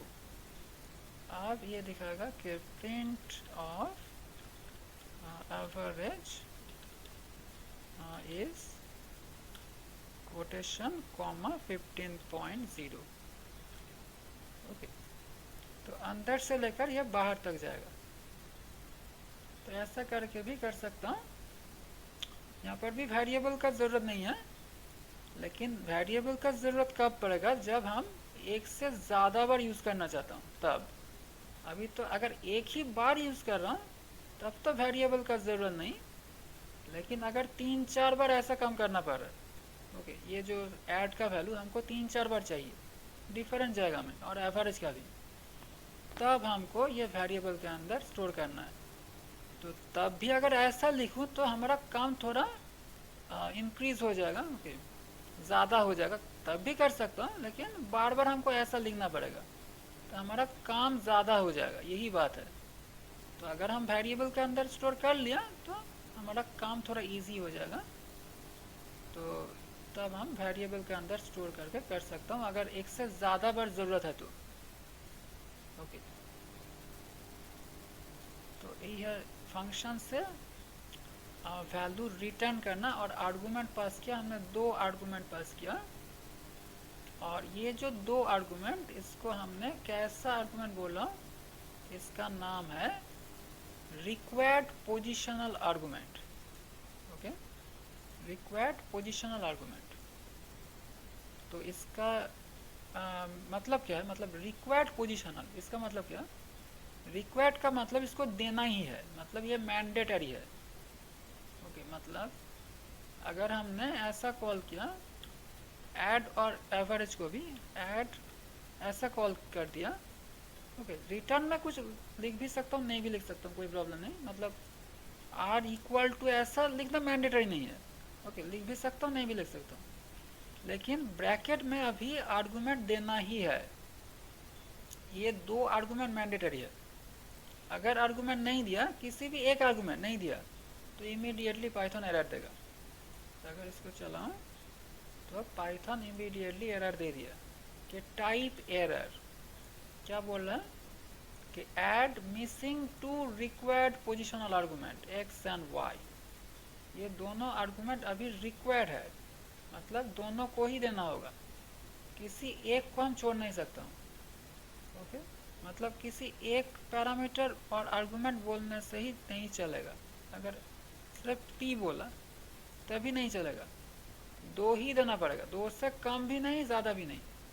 ओके, तो अभी एरर दे रहा है, बोल रहा कि missing one required positional argument y। Okay, x के लिए हो गया, अब y के लिए चाहिए। Okay, missing one required positional argument, तो अब हमको तो देना तो है ही, दो ही देना है। ओके, दो हमने बोला यहाँ पर, सिर्फ दो ही देना है, दो से कम भी नहीं ज़्यादा भी नहीं। तो ऐसा टाइप ऑफ आर्गूमेंट को हम बोलता हूँ रिक्वायर्ड पोजिशनल आर्गूमेंट। ओके, तो अब तक any doubt up to this point? No sir. Okay, तो अब आता हूँ इसका जो नेक्स्ट टाइप। ओके, ये तो रिक्वायर्ड पोजिशनल है, मतलब इस आर्गूमेंट को हमको देना ही होगा। तो अब ये एवरेज को अभी के लिए इसका ज़रूरत नहीं है, इसको हटा दिया। तो अब इसका जो प्रॉब्लम है, तो हम इसके पहले और एक बात बता दूं कि ये जो हम आर्गूमेंट अभी दे रहा हूँ, मतलब ये पी क्यू, मतलब कॉल करने का टाइम में ये जो आर्गूमेंट, इसका पहले इसको भी बोल देता हूँ फिर से। ओके, और यहाँ पर भी इसको ही बोलता हूँ कि ये P और Q जो आर्गूमेंट, दैट इज कॉल करने का टाइम में जो आर्गूमेंट, इसको कहते हैं कि एक्चुअल पैरामीटर। ओके, ये जो P एंड Q, ये P Q को, P and Q are called actual argument. Okay, एक टेक्निकल टर्म है डिफरेंशिएट करने के लिए। तो एक्चुअल आर्गूमेंट किसको बोलते हैं कि जो आर्गूमेंट हम देता हूँ कॉलिंग टाइम में, that is argument given during function call. Okay, उसको हम बोलता हूँ कि एक्चुअल आर्गूमेंट। ओके, और ये जो x एंड y, इसको बोलता हूँ कि formal argument. This x and y are called formal argument. तो ये टर्म हम बाद में यूज करूँगा। ओके, क्योंकि बार बार p q x y ऐसा बोलने से तो सभी कंफ्यूज हो जाएगा कि कौन सा बात कर रहा हूँ, ये तो चेंज हो सकता है, इसके लिए ये टर्म दिया गया, actual argument and formal argument. तो जब भी हम बोलूँगा कि एक्चुअल आर्गूमेंट, समझ लेना होगा कि हम कॉलिंग टाइम में जो पैरामीटर उसका बात कर रहा हूँ, और जब भी बोलूँगा कि फॉर्मल आर्गूमेंट, तभी समझ लेना होगा कि फंक्शन का डेफिनेशन में जो आर्गूमेंट का बात कर रहा हूँ उसको बोलता हूँ कि फॉर्मल आर्गूमेंट। और पैरामीटर भी बोल सकता हूँ, आर्गूमेंट पैरामीटर दोनों को ही बोल सकता हूँ, कोई प्रॉब्लम नहीं। ये एक्स एंड वाई को बोलता हूँ फॉर्मल आर्गूमेंट, मतलब argument given in the time of definition. Okay, argument given in the time of definition. Okay, तो इसको बोलता हूँ कि फॉर्मल आर्गूमेंट। तो नॉर्मली क्या होता है कि एक्चुअल आर्गूमेंट का एड्रेस फॉर्मल आर्गूमेंट में कॉपी होता है, क्योंकि हम तो जानता हूँ कि पाइथन में सभी ऑब्जेक्ट है, और ये सब p q x y ये सब क्या है, ये सब रेफरेंस वेरिएबल है। ओके, तो ये सब रेफरेंस वेरिएबल है। तो इसलिए यहाँ पर एक्चुअली क्या हो रहा है, ये p q मतलब एक्चुअल आर्गूमेंट का एड्रेस फॉर्मल आर्गूमेंट में कॉपी हो रहा है। ओके, तो ये बात हम बाद में भी देखूंगा डिटेल्स में। तो अभी के लिए जस्ट यही समझ लेना होगा कि एक्चुअल आर्गूमेंट का एड्रेस फॉर्मल आर्गूमेंट में कॉपी होता है। ओके, तो अब आता हूँ यहाँ पर कि अब जो करना है कि हम जो नेक्स्ट टाइप ऑफ पैरामीटर को देखना है कि यहाँ पर तो ये दो पैरामीटर हमको देना ही पड़ रहा है। ये तो एक प्रॉब्लम है, क्योंकि दो पैरामीटर अगर नहीं दिया तो ये एरर दे रहा है। लेकिन हम जो करना चाहता हूँ, यूज़र को थोड़ा सा फ्लेक्सिबिलिटी देना चाहता हूँ। ओके, तभी तो प्रोग्राम अच्छा होगा। प्रोग्राम को हमें अच्छा करना है, तो इसीलिए now we want to give the user flexibility. Okay, flexibility. तो कैसा फ्लेक्सिबिलिटी कि यूज़र अगर चाहे तो एक पैरामीटर भी दे सकता है और आर्गुमेंट, ये फंक्शन को एक आर्गुमेंट देकर भी कॉल कर सकता है, चाहे तो दो आर्गुमेंट देकर भी कॉल कर सकता है, और चाहे तो बिना आर्गुमेंट में भी कॉल कर सकता है। ओके, ऐसा फ्लेक्सिबिलिटी देना चाहता हूँ, यूज़र जो चाहे करेगा। ओके, अभी जो सिचुएशन है, यूज़र को तो दो आर्गुमेंट देना ही पड़ेगा, ये तो मैंडेटरी कर दिया। तो लेकिन अब ऐसा हम नहीं करना चाहता हूँ, यूज़र के ऊपर ये छोड़ सकता हूँ कि यूज़र जो चाहे करेगा। ओके, चाहे बिना आर्गुमेंट, कुछ आर्गुमेंट नहीं दिया तो भी चलेगा, एक आर्गुमेंट से भी चलेगा, दो आर्गुमेंट से भी चलेगा। ओके, और ऐसा भी कर सकता हूँ, जितना चाहे आर्गुमेंट दे सकता हूँ, कोई प्रॉब्लम नहीं, वो भी कर रहा हूँ बाद में। लेकिन अभी के लिए जो करूँगा कि ऐसा सिचुएशन करूंगा कि यूजर कैन गिव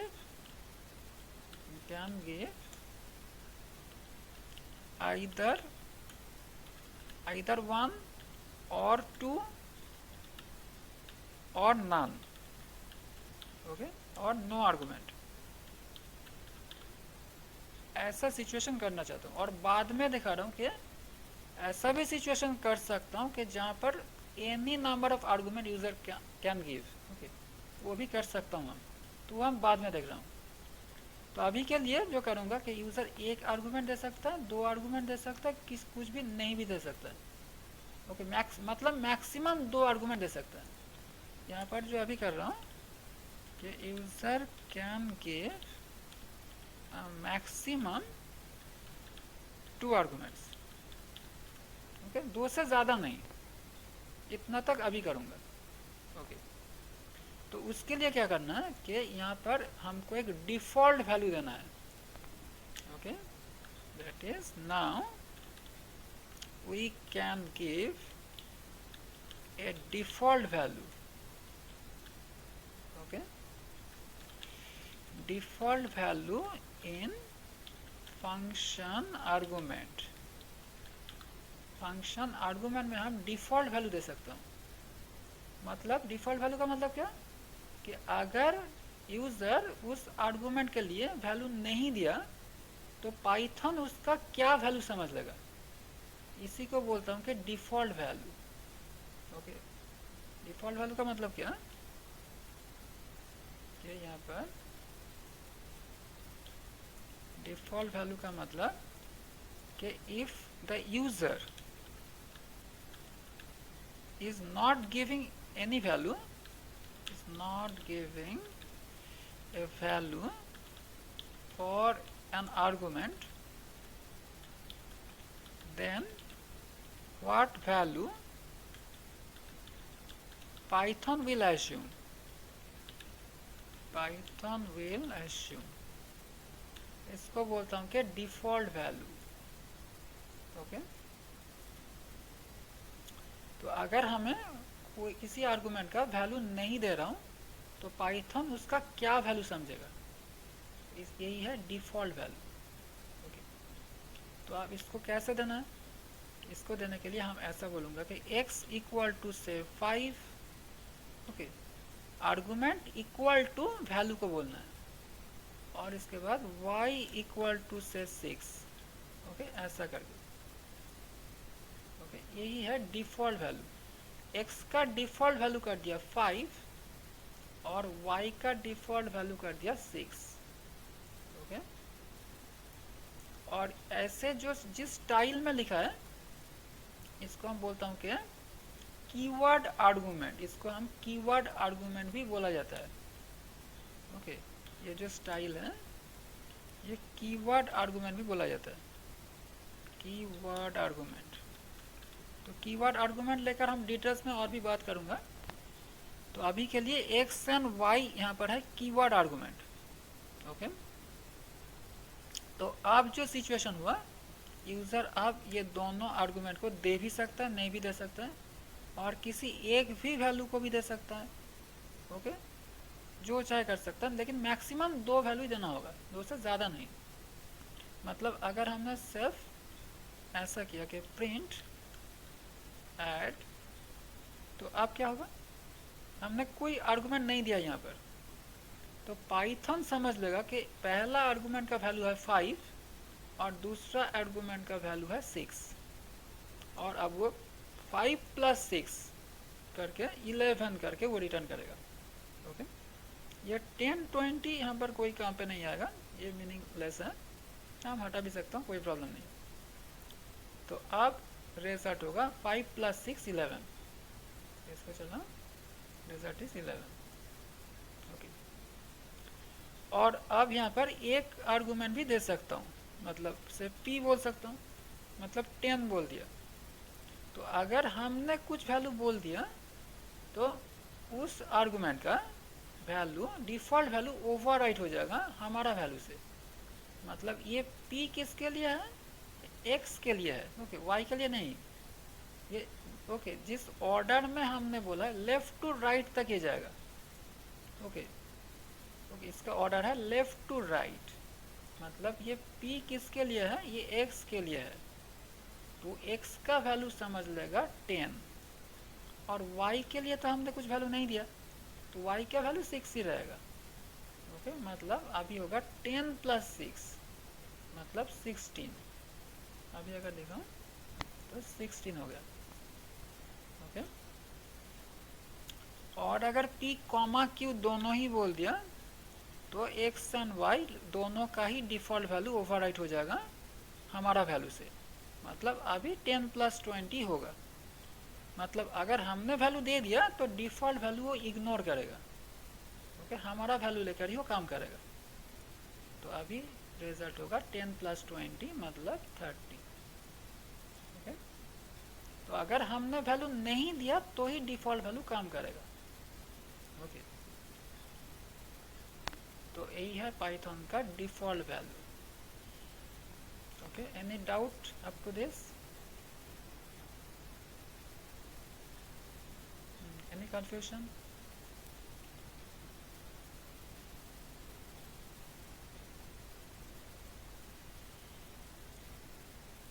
ओके, तो अब यहाँ पर कुछ पॉइंट है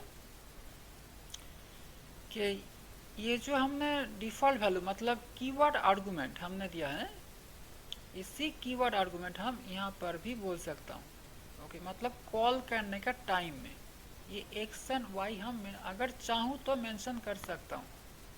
ओके, तो अगर किया तो क्या होगा कि सपोज हम ऐसा बोल रहा हूँ कि x = से 200, ऐसा भी बोल सकता हूँ। तो यहाँ पर जो आर्गुमेंट हमने बताया, अगर ऐसा इक्वल टू देकर अगर ऐसा बोल रहा हूँ तो डेफिनेशन में जो आर्गुमेंट बोला है वही बोलना होगा। ओके, मतलब यहाँ पर एक्स एंड वाई बोला है, यहाँ पर एक्स एंड वाई बोलना होगा अगर बोलता है तो। ओके, एक्स एंड वाई को छोड़ के कुछ और नाम नहीं बोल सकता हूँ। ओके, मतलब ए बी सी डी ऐसा कुछ नहीं बोल सकता हूँ, यहाँ पर जो बोला है वही बोलना होगा। तो मतलब हम x का वैल्यू 200 कर सकता हूँ हम, तो ये 5 अब ओवरराइट हो जाएगा 200 से। ओके, ऐसा भी हम बोल सकता हूँ, और 200 डायरेक्टली भी लिख सकता हूँ, कोई प्रॉब्लम नहीं। ओके, तो अब y का वैल्यू 6 ही रहेगा।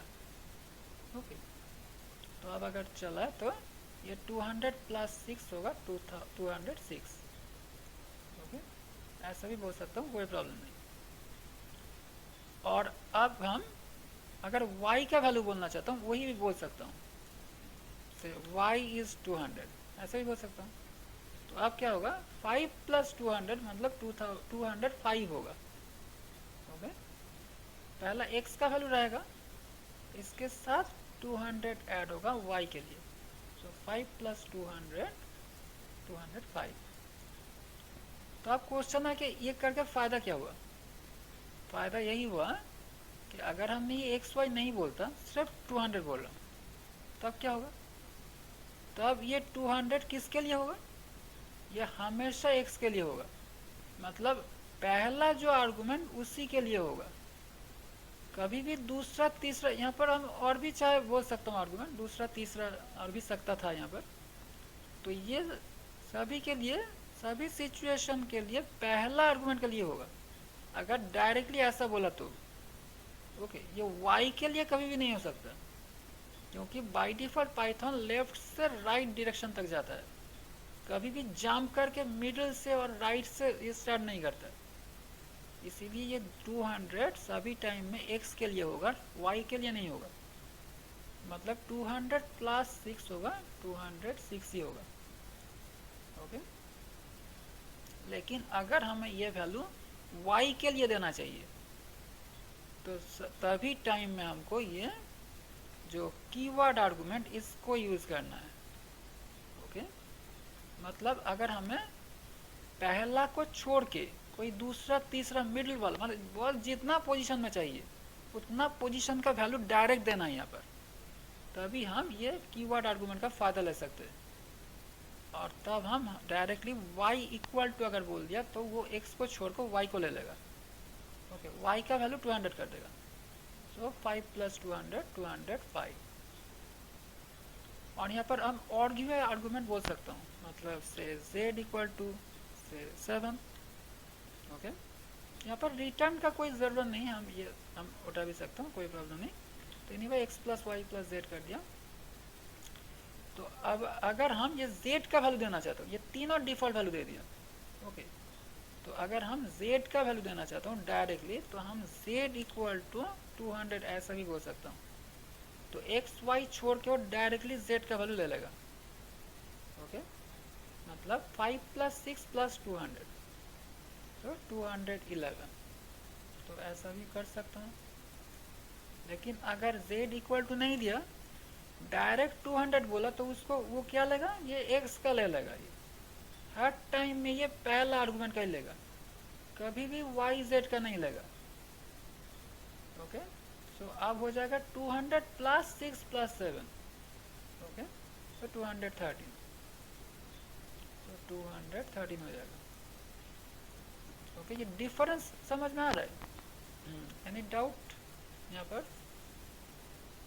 सर ओके, तो यही है पाइथन का डिफ़ॉल्ट वैल्यू का जो फैसिलिटी और एडवांटेज, कि हम इसका डिफ़ॉल्ट वैल्यू का फैसिलिटी ले सकता हूँ।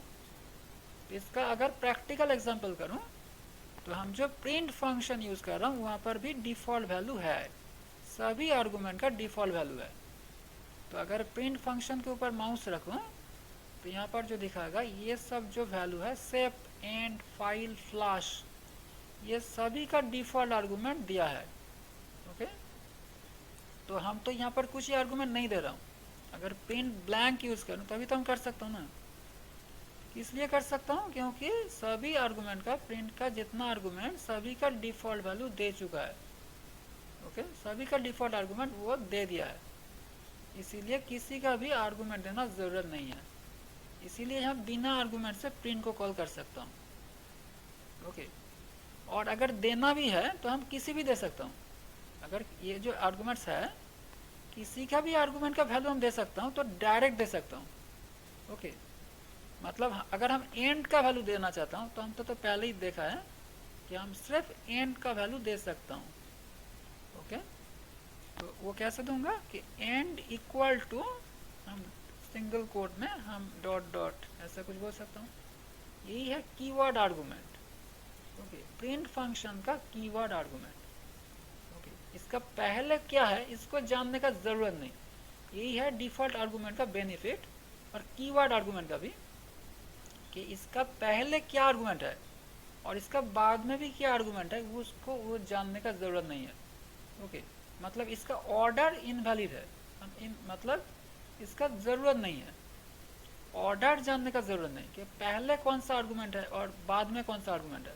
हम ये बीच में से किसी भी आर्गूमेंट को लेकर काम कर सकता हूँ। यही है कीवर्ड आर्गूमेंट का फ़ायदा। ओके, ये ऑर्डर यहाँ पर जानने का ज़रूरत नहीं है कि पहले क्या है और बाद में क्या है। ओके, तो अब ये अगर ये एंड इक्वल टू नहीं दिया, ओके, तब क्या होगा कि अगर सिर्फ डायरेक्ट हमने ये जो डॉटेड बोल दिया, ओके, तो तब क्या होगा, ये जस्ट डॉट वो दिखा देगा। तो एंड इक्वल टू बोलने से भी वो ऐसा ही करेगा, तो अब कोई डिफरेंस नहीं होगा, डिफरेंस कुछ नहीं होगा, ये डॉटेड ऐसा भी दिखा रहा है और एंड इक्वल टू बोलने से भी वो ऐसा ही दिखाएगा, कोई डिफरेंस कुछ नहीं होगा। ओके, तो डिफरेंस कब होगा, जब हमने ऐसा बोला कि यहाँ पर से बोल दिया कि हेलो, ओके, और तो ये हेलो किसके लिए होगा, ये प्रिंट का पहला जो आर्गुमेंट इसके लिए हो जाएगा, क्योंकि हमने तो कीवर्ड आर्गुमेंट नहीं दिया ना, इसके लिए ये हेलो किसके लिए हो जाएगा, प्रिंट फंक्शन का पहला आर्गुमेंट के लिए। ओके, तो ये हेलो दिखा देगा। और अगर दूसरा प्रिंट दिया और इसके अंदर बोला कि हाई, तो ये जो वैल्यू ये किसके लिए हो रहा है, पहला आर्गुमेंट के लिए, पहला लाइन पे हेलो, दूसरा लाइन पे हाई। ओके, ऐसा ही तो दिखाएगा। लेकिन अगर हमने ये कुछ एंड इक्वल टू ऐसा बोलूं कि कॉमा देकर बोल दिया कि एंड इक्वल टू, ओके, तो आप कोटेशन के अंदर अगर बोल दिया कि डॉट, ओके, तो तब क्या होगा, हाई को दिखाकर ये डॉट दिखाएगा। ओके, हाई को दिखाकर ये दिखा रहा है कि डॉट। ओके, तो ये हो गया एंड का वैल्यू। ऐसा करके हम कीवर्ड आर्गुमेंट को लेकर हम स्पेसिफिक कुछ आर्गुमेंट का वैल्यू डायरेक्ट दे सकता हूँ। यही है कीवर्ड आर्गुमेंट का फायदा। तो एंड का वैल्यू तो बाय डिफॉल्ट होता है बैकस्लैश n, इसके लिए वो तो कर्सर को नीचे भेज देता है, तो अभी वो नीचे नहीं भेजेगा, अभी एक ही लाइन पे दिखाएगा वो। ओके, तो यहाँ पर भी अगर पहला प्रिंट के लिए अगर हमने इसको हटाकर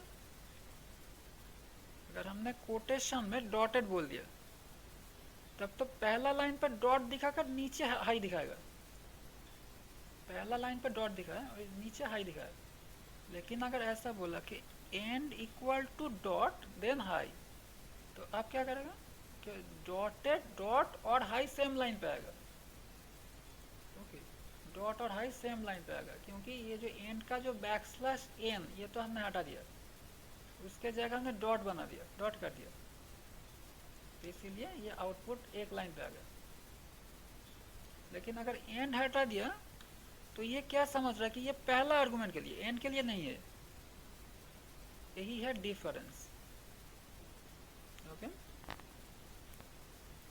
तो ऐसा करके हम कीवर्ड आर्गुमेंट को यूज करके किसी भी आर्गुमेंट का वैल्यू डायरेक्ट दे सकता हूँ, और अगर कीवर्ड आर्गुमेंट नहीं दिया तो वो हर टाइम में समझ लेगा कि ये पहला आर्गुमेंट के लिए हो रहा है।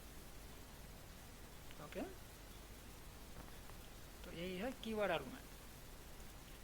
तो यहाँ पर और भी एक पॉइंट है, वो क्या है कि यहाँ पर जो रेस्ट्रिक्शन है कि हमने डेफिनेशन में जो कीवर्ड आर्गुमेंट बोला वही यूज करना है, कोई दूसरा कोई हम यूज नहीं कर सकता हूँ। मतलब यहाँ पर XYZ बोला है, XYZ ही यूज करना है। मतलब अगर हमने ऐसा बोल दिया कि add of P equal to 10, ऐसा क्या बोल सकता हूँ, ऐसा नहीं बोल सकता हूँ। अगर ऐसा बोला तो इमीडिएटली एरर आएगा। तो अगर इसको चलाऊं तो ये क्या बोल रहा है कि type error add caught an unexpected keyword argument P। Okay, unexpected keyword argument मतलब P बोलकर ऐसा कोई कीवर्ड आर्गुमेंट हमने नहीं बोला है। ऐड में P इक्वल टू ऐसा बोलकर कुछ है क्या, ऐसा तो नहीं है ना, इसीलिए ऐसा बोल रहा है कि ऐड डेफिनेशन में क्या है, सिर्फ XYZ है। ओके, सिर्फ XYZ ही बोल सकता हूँ यहाँ पर, और कुछ नहीं, यही रेस्ट्रिक्शन है। तो अगर प्रिंट का भी बात करूं, इसके जगह पर प्रिंट भी लिखूं, प्रिंट के जगह अगर ऐसा लिखूंगा P इक्वल टू 10, ऐसा क्या लिख सकता हूँ? नहीं लिख सकता हूँ। ऐसा लिखने से भी इमीडिएट एरर आएगा, वही एरर आएगा, same error. That is p is an invalid keyword argument for print. Print function में p ऐसा कोई कीवर्ड आर्गुमेंट नहीं है। ओके तो कीवर्ड आर्गुमेंट का देने का टाइम में हमको याद रखना होगा क्या कि ओरिजिनल फंक्शन में जो जो आर्गुमेंट है वही यूज़ करना है, उसके अलावा और कुछ नहीं, हम और कुछ यूज़ नहीं कर सकता हूँ। यहाँ पर जो है सेप, एंड, फाइल एंड फ्लैश, यही 4 कीवर्ड आर्गुमेंट है, यही 4 को यूज़ करना है। आइदर यूज़ करना है तो ओके, अगर यूज़ करना है तो इसी चारों में से किसी एक को यूज़ करना है। नाम सेम रखना होगा, ये जो नाम है, इसके अलावा और कुछ नाम देने से नहीं चलेगा। ओके यह है कीवर्ड आर्गुमेंट का रेस्ट्रिक्शन। ओके एनी कंफ्यूजन और एनी डाउट?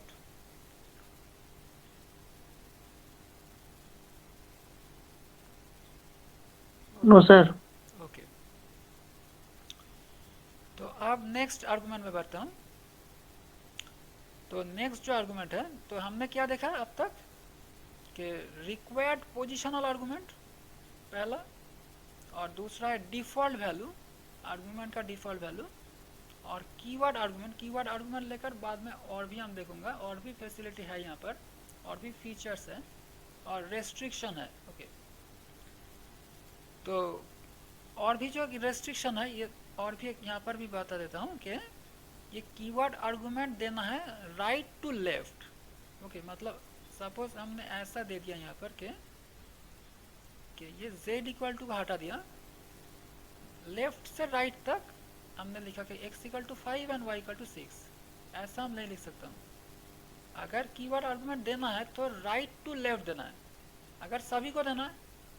ओके अगर देना है तो सभी को देना है, और अगर सभी को नहीं देना है तो राइट टू लेफ्ट से देना है, लेफ्ट टू राइट नहीं। ओके मतलब अगर एक बार कीवर्ड आर्गुमेंट देना शुरू कर दिया तो वो ये माने एंड तक चलना होगा। ओके एंड को छोड़ नहीं सकते, मतलब ये z को अभी छोड़ नहीं सकते, इसका भी कीवर्ड आर्गुमेंट देना होगा।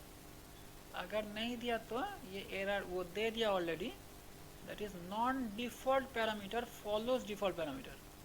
इसको अगर चलाऊं तो ये क्या बोल रहा है कि syntax argument non default argument follows default argument. मतलब हमने ऐसा एक आर्गुमेंट बोला जिसमें डिफॉल्ट आर्गुमेंट नहीं है, तो ये किसके बाद बोला है? जिसका डिफॉल्ट आर्गुमेंट है उसके बाद। Okay non default argument follows default argument, मतलब डिफॉल्ट आर्गुमेंट के बाद नॉन डिफॉल्ट आर्गुमेंट को बोल रहा हूँ, ऐसा नहीं चलेगा। ओके डिफॉल्ट आर्गुमेंट अगर देना है तो राइट टू लेफ्ट देना है, मतलब z इक्वल टू 7 कर रहा हूँ, x इक्वल टू 5 इसको हटा सकता हूँ, ऐसा ठीक है। ओके और y को भी हटा सकता हूँ, नो प्रॉब्लम। राइट ये राइट अलाइन होना है, मतलब राइट से लेफ्ट तक जाना है।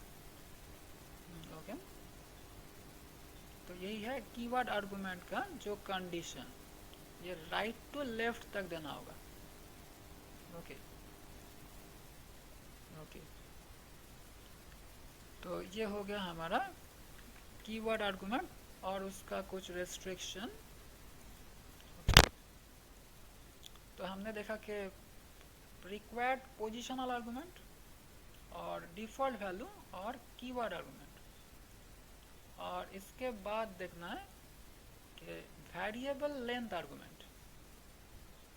ओके इसके बाद जो आर्गुमेंट टाइप यह है वेरिएबल लेंथ आर्गुमेंट। तो ये वेरिएबल लेंथ आर्गुमेंट क्या है? तो इसको हम रिप्रेजेंट करता हूँ एक स्टार से। ओके से स्टार v ऐसा बोल दिया। ओके स्टार v, इसको ये v का जगह कुछ भी ले सकता हूँ, कोई प्रॉब्लम नहीं। तो अगर स्टार देकर कुछ बोला एक स्टार, ओके इसको बोलता हूँ वेरिएबल लेंथ आर्गुमेंट। और ये जो इंटरनली जो रिप्रेजेंट करता है पाइथन, ये एक टापल होता है। ये v इज ए टापल। तो अगर हमने ये स्टार भी ऐसा कुछ दिया तो यहाँ पर हम जितना चाहे आर्गुमेंट बोल सकते हो, एनी नंबर ऑफ आर्गुमेंट। यह है any for any number of argument. तो ये एनी नंबर का मतलब क्या? एनी नंबर का मतलब है, एनी नंबर मीन्स ज़ीरो और 1 और 2, ओके, और एनीथिंग। 0 1 2 3 4 एनी नंबर, ज़ीरो भी हो सकता है ये, ओके। मतलब कुछ आर्गुमेंट हम दे भी सकता हूँ, एक भी दे सकता हूँ, दो भी दे सकता हूँ, 3 4 5 एनी नंबर दे सकता हूँ, ओके। तो इसी को बोलता हूँ वेरिएबल लेंथ आर्गुमेंट। इसको हम स्टार से रिप्रेजेंट करता हूँ। तो मतलब कि हम अगर दे दिया किस यहाँ पर स्टार एक्स, नाम कुछ भी दे सकता हूँ, कोई प्रॉब्लम नहीं। और यहाँ पर हम सिर्फ प्रिंट करता हूँ एक्स को, तो इसको बोलता हूँ क्या, वेरिएबल लेंथ आर्गुमेंट, ओके।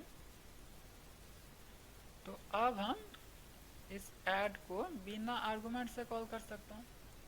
एक आर्गुमेंट, दो argument, 3 4 5 any number of argument से कॉल कर सकता हूँ, कोई प्रॉब्लम नहीं। तो ऐड को कॉल कर दिया, तब क्या होगा, ये एक्स हो जाएगा एम्प्टी टापल। हमने बोला कि एक्स एक टापल है, तो अगर इसको चला वो दिखाएगा कि empty tuple, empty parenthesis, okay. और अगर एक आर्गुमेंट दिया तब क्या दिखाएगा, तब भी एक टापल है ये, तब दिखाएगा 10 comma, okay, single argument tuple. तो हम तो जानता हूँ कि सिंगल आर्गुमेंट टापल अगर है तो 10 के बाद एक कॉमा देता है, वो सिंगल आर्गुमेंट टापल, ओके। और अगर दो आर्गुमेंट दिया तो 10 comma 20, okay. Any number of argument हम दे सकता हूँ, कोई प्रॉब्लम नहीं, ओके, कोई हेडेक नहीं है यहाँ पर। 10 कॉमा 20 कॉमा 30 और comma 40 comma 50 any number, no problem. 60 70 80 no problem, जितना चाहे आर्गुमेंट दे सकता हूँ, सभी ये टापल में स्टोर हो जाएगा, ओके, सब ये टापल में स्टोर होगा। तो यही है वेरिएबल लेंथ आर्गुमेंट। तो हम जो प्रिंट फंक्शन यूज़ कर रहा हूँ अभी तक, यहाँ पर जो पहला आर्गुमेंट ये वेरिएबल लेंथ आर्गुमेंट ही है। अगर इसको इसके ऊपर माउस रखूँ, ये जो दिखा रहा है कि स्टार वैल्यूज, ये जो पहला आर्गुमेंट, इसके आगे ये जो स्टार है, इसका मतलब ये एक वेरिएबल लेंथ आर्गुमेंट है। इसीलिए प्रिंट फंक्शन में हम जितना चाहे उतना आर्गुमेंट दे सकता हूँ, ओके। ये स्टार वैल्यूज के लिए यही है वेरिएबल लेंथ आर्गुमेंट, ओके। जो फंक्शन में ऐसा होगा, ये स्टार देकर आर्गुमेंट रहेगा, इसका मतलब हम जितना चाहे आर्गुमेंट भेज सकता हूँ, ओके। इसीलिए हम प्रिंट में जितना चाहे आर्गुमेंट दे सकता हूँ, कोई प्रॉब्लम नहीं। 10 20 30 40, ओके, सभी दिखाता है, ओके, सभी दिखा दिया। ये वेरिएबल लेंथ आर्गुमेंट है इसलिए, ओके। तो अब इसको टाइप भी चेक कर सकता हूँ, प्रिंट एक्स बोला और प्रिंट इसका टाइप चेक कर सकता हूँ, टाइप ऑफ एक्स, तो वो टापल दिखाएगा, क्लास टापल। तो ये टापल का फॉर्म में हमेशा स्टोर होता है, ये star x, okay.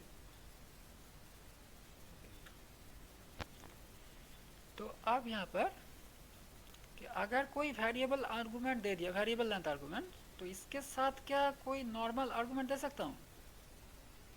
Answer is yes, no problem. इसके साथ भी हम नॉर्मल आर्गुमेंट दे सकता हूँ, कोई प्रॉब्लम नहीं है।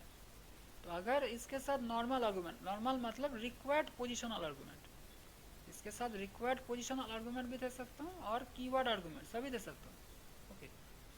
तो अगर इसके साथ रिक्वायर्ड पोजिशनल आर्गुमेंट भी देना है, तो ये स्टार के आगे देना है, मतलब पहले देना है, ओके, इसका बाद नहीं। मतलब अगर इसके पहले अगर ऐसा देना हो कि से y दे रहा हूँ, सो वाई कॉमा एक्स ऐसा बोल सकता हूँ, okay. Star x comma y नहीं, ऐसा वाई नहीं। अभी अगर दिया तो ये इमीडिएटली एरर देगा, ओके।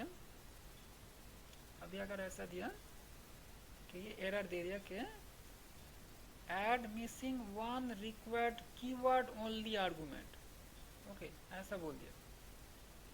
तो अगर स्टार एक्स का बाद में कुछ आर्गुमेंट बोलूं तो वो हो जाएगा required keyword only argument, okay.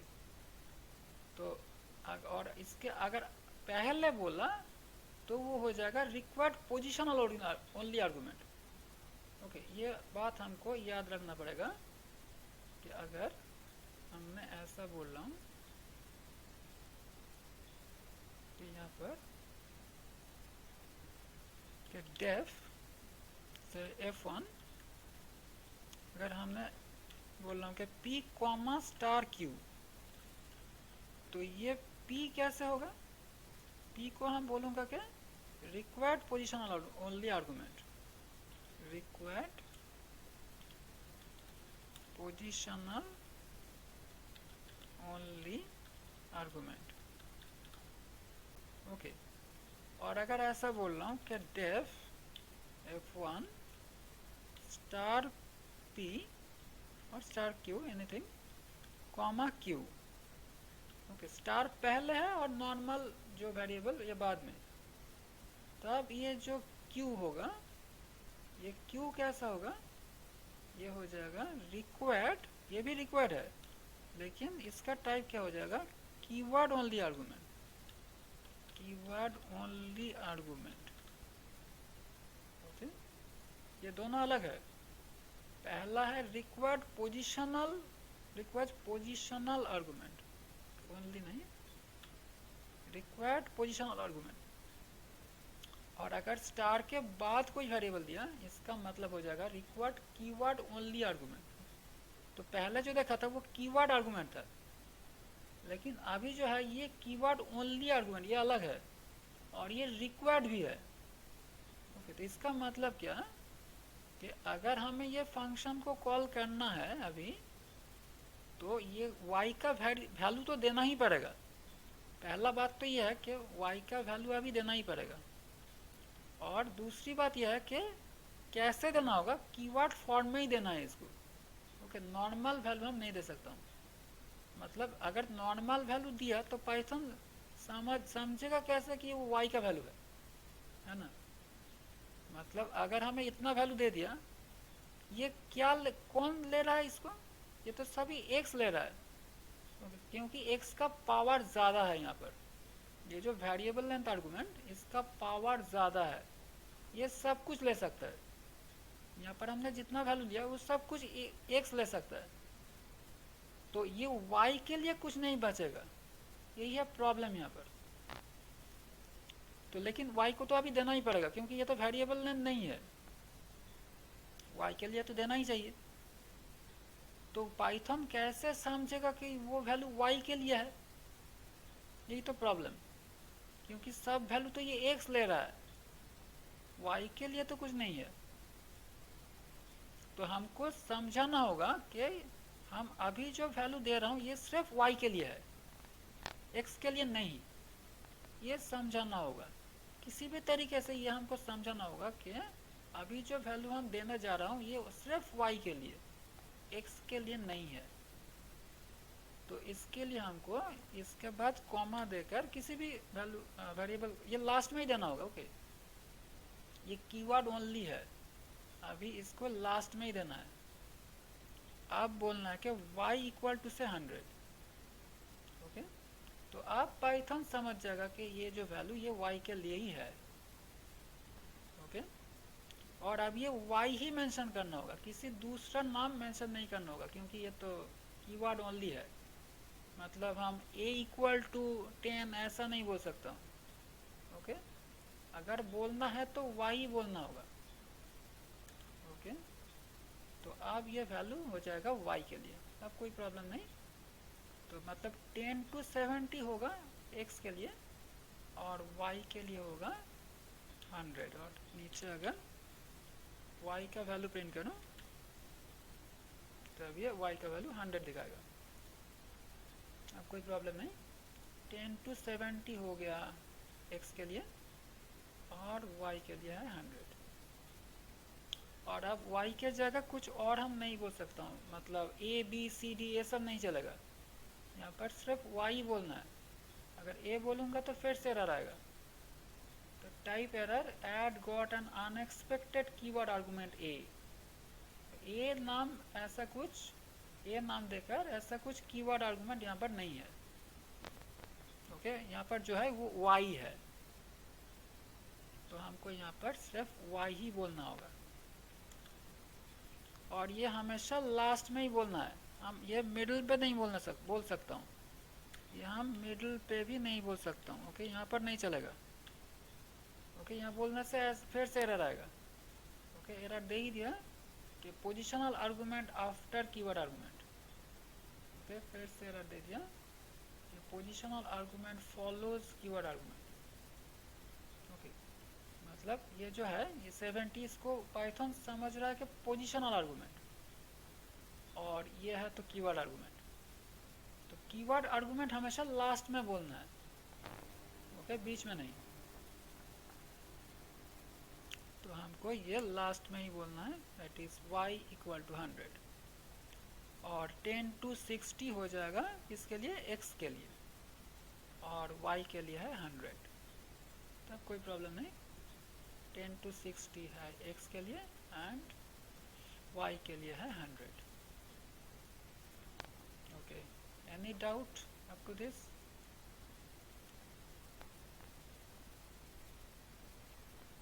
No, sir.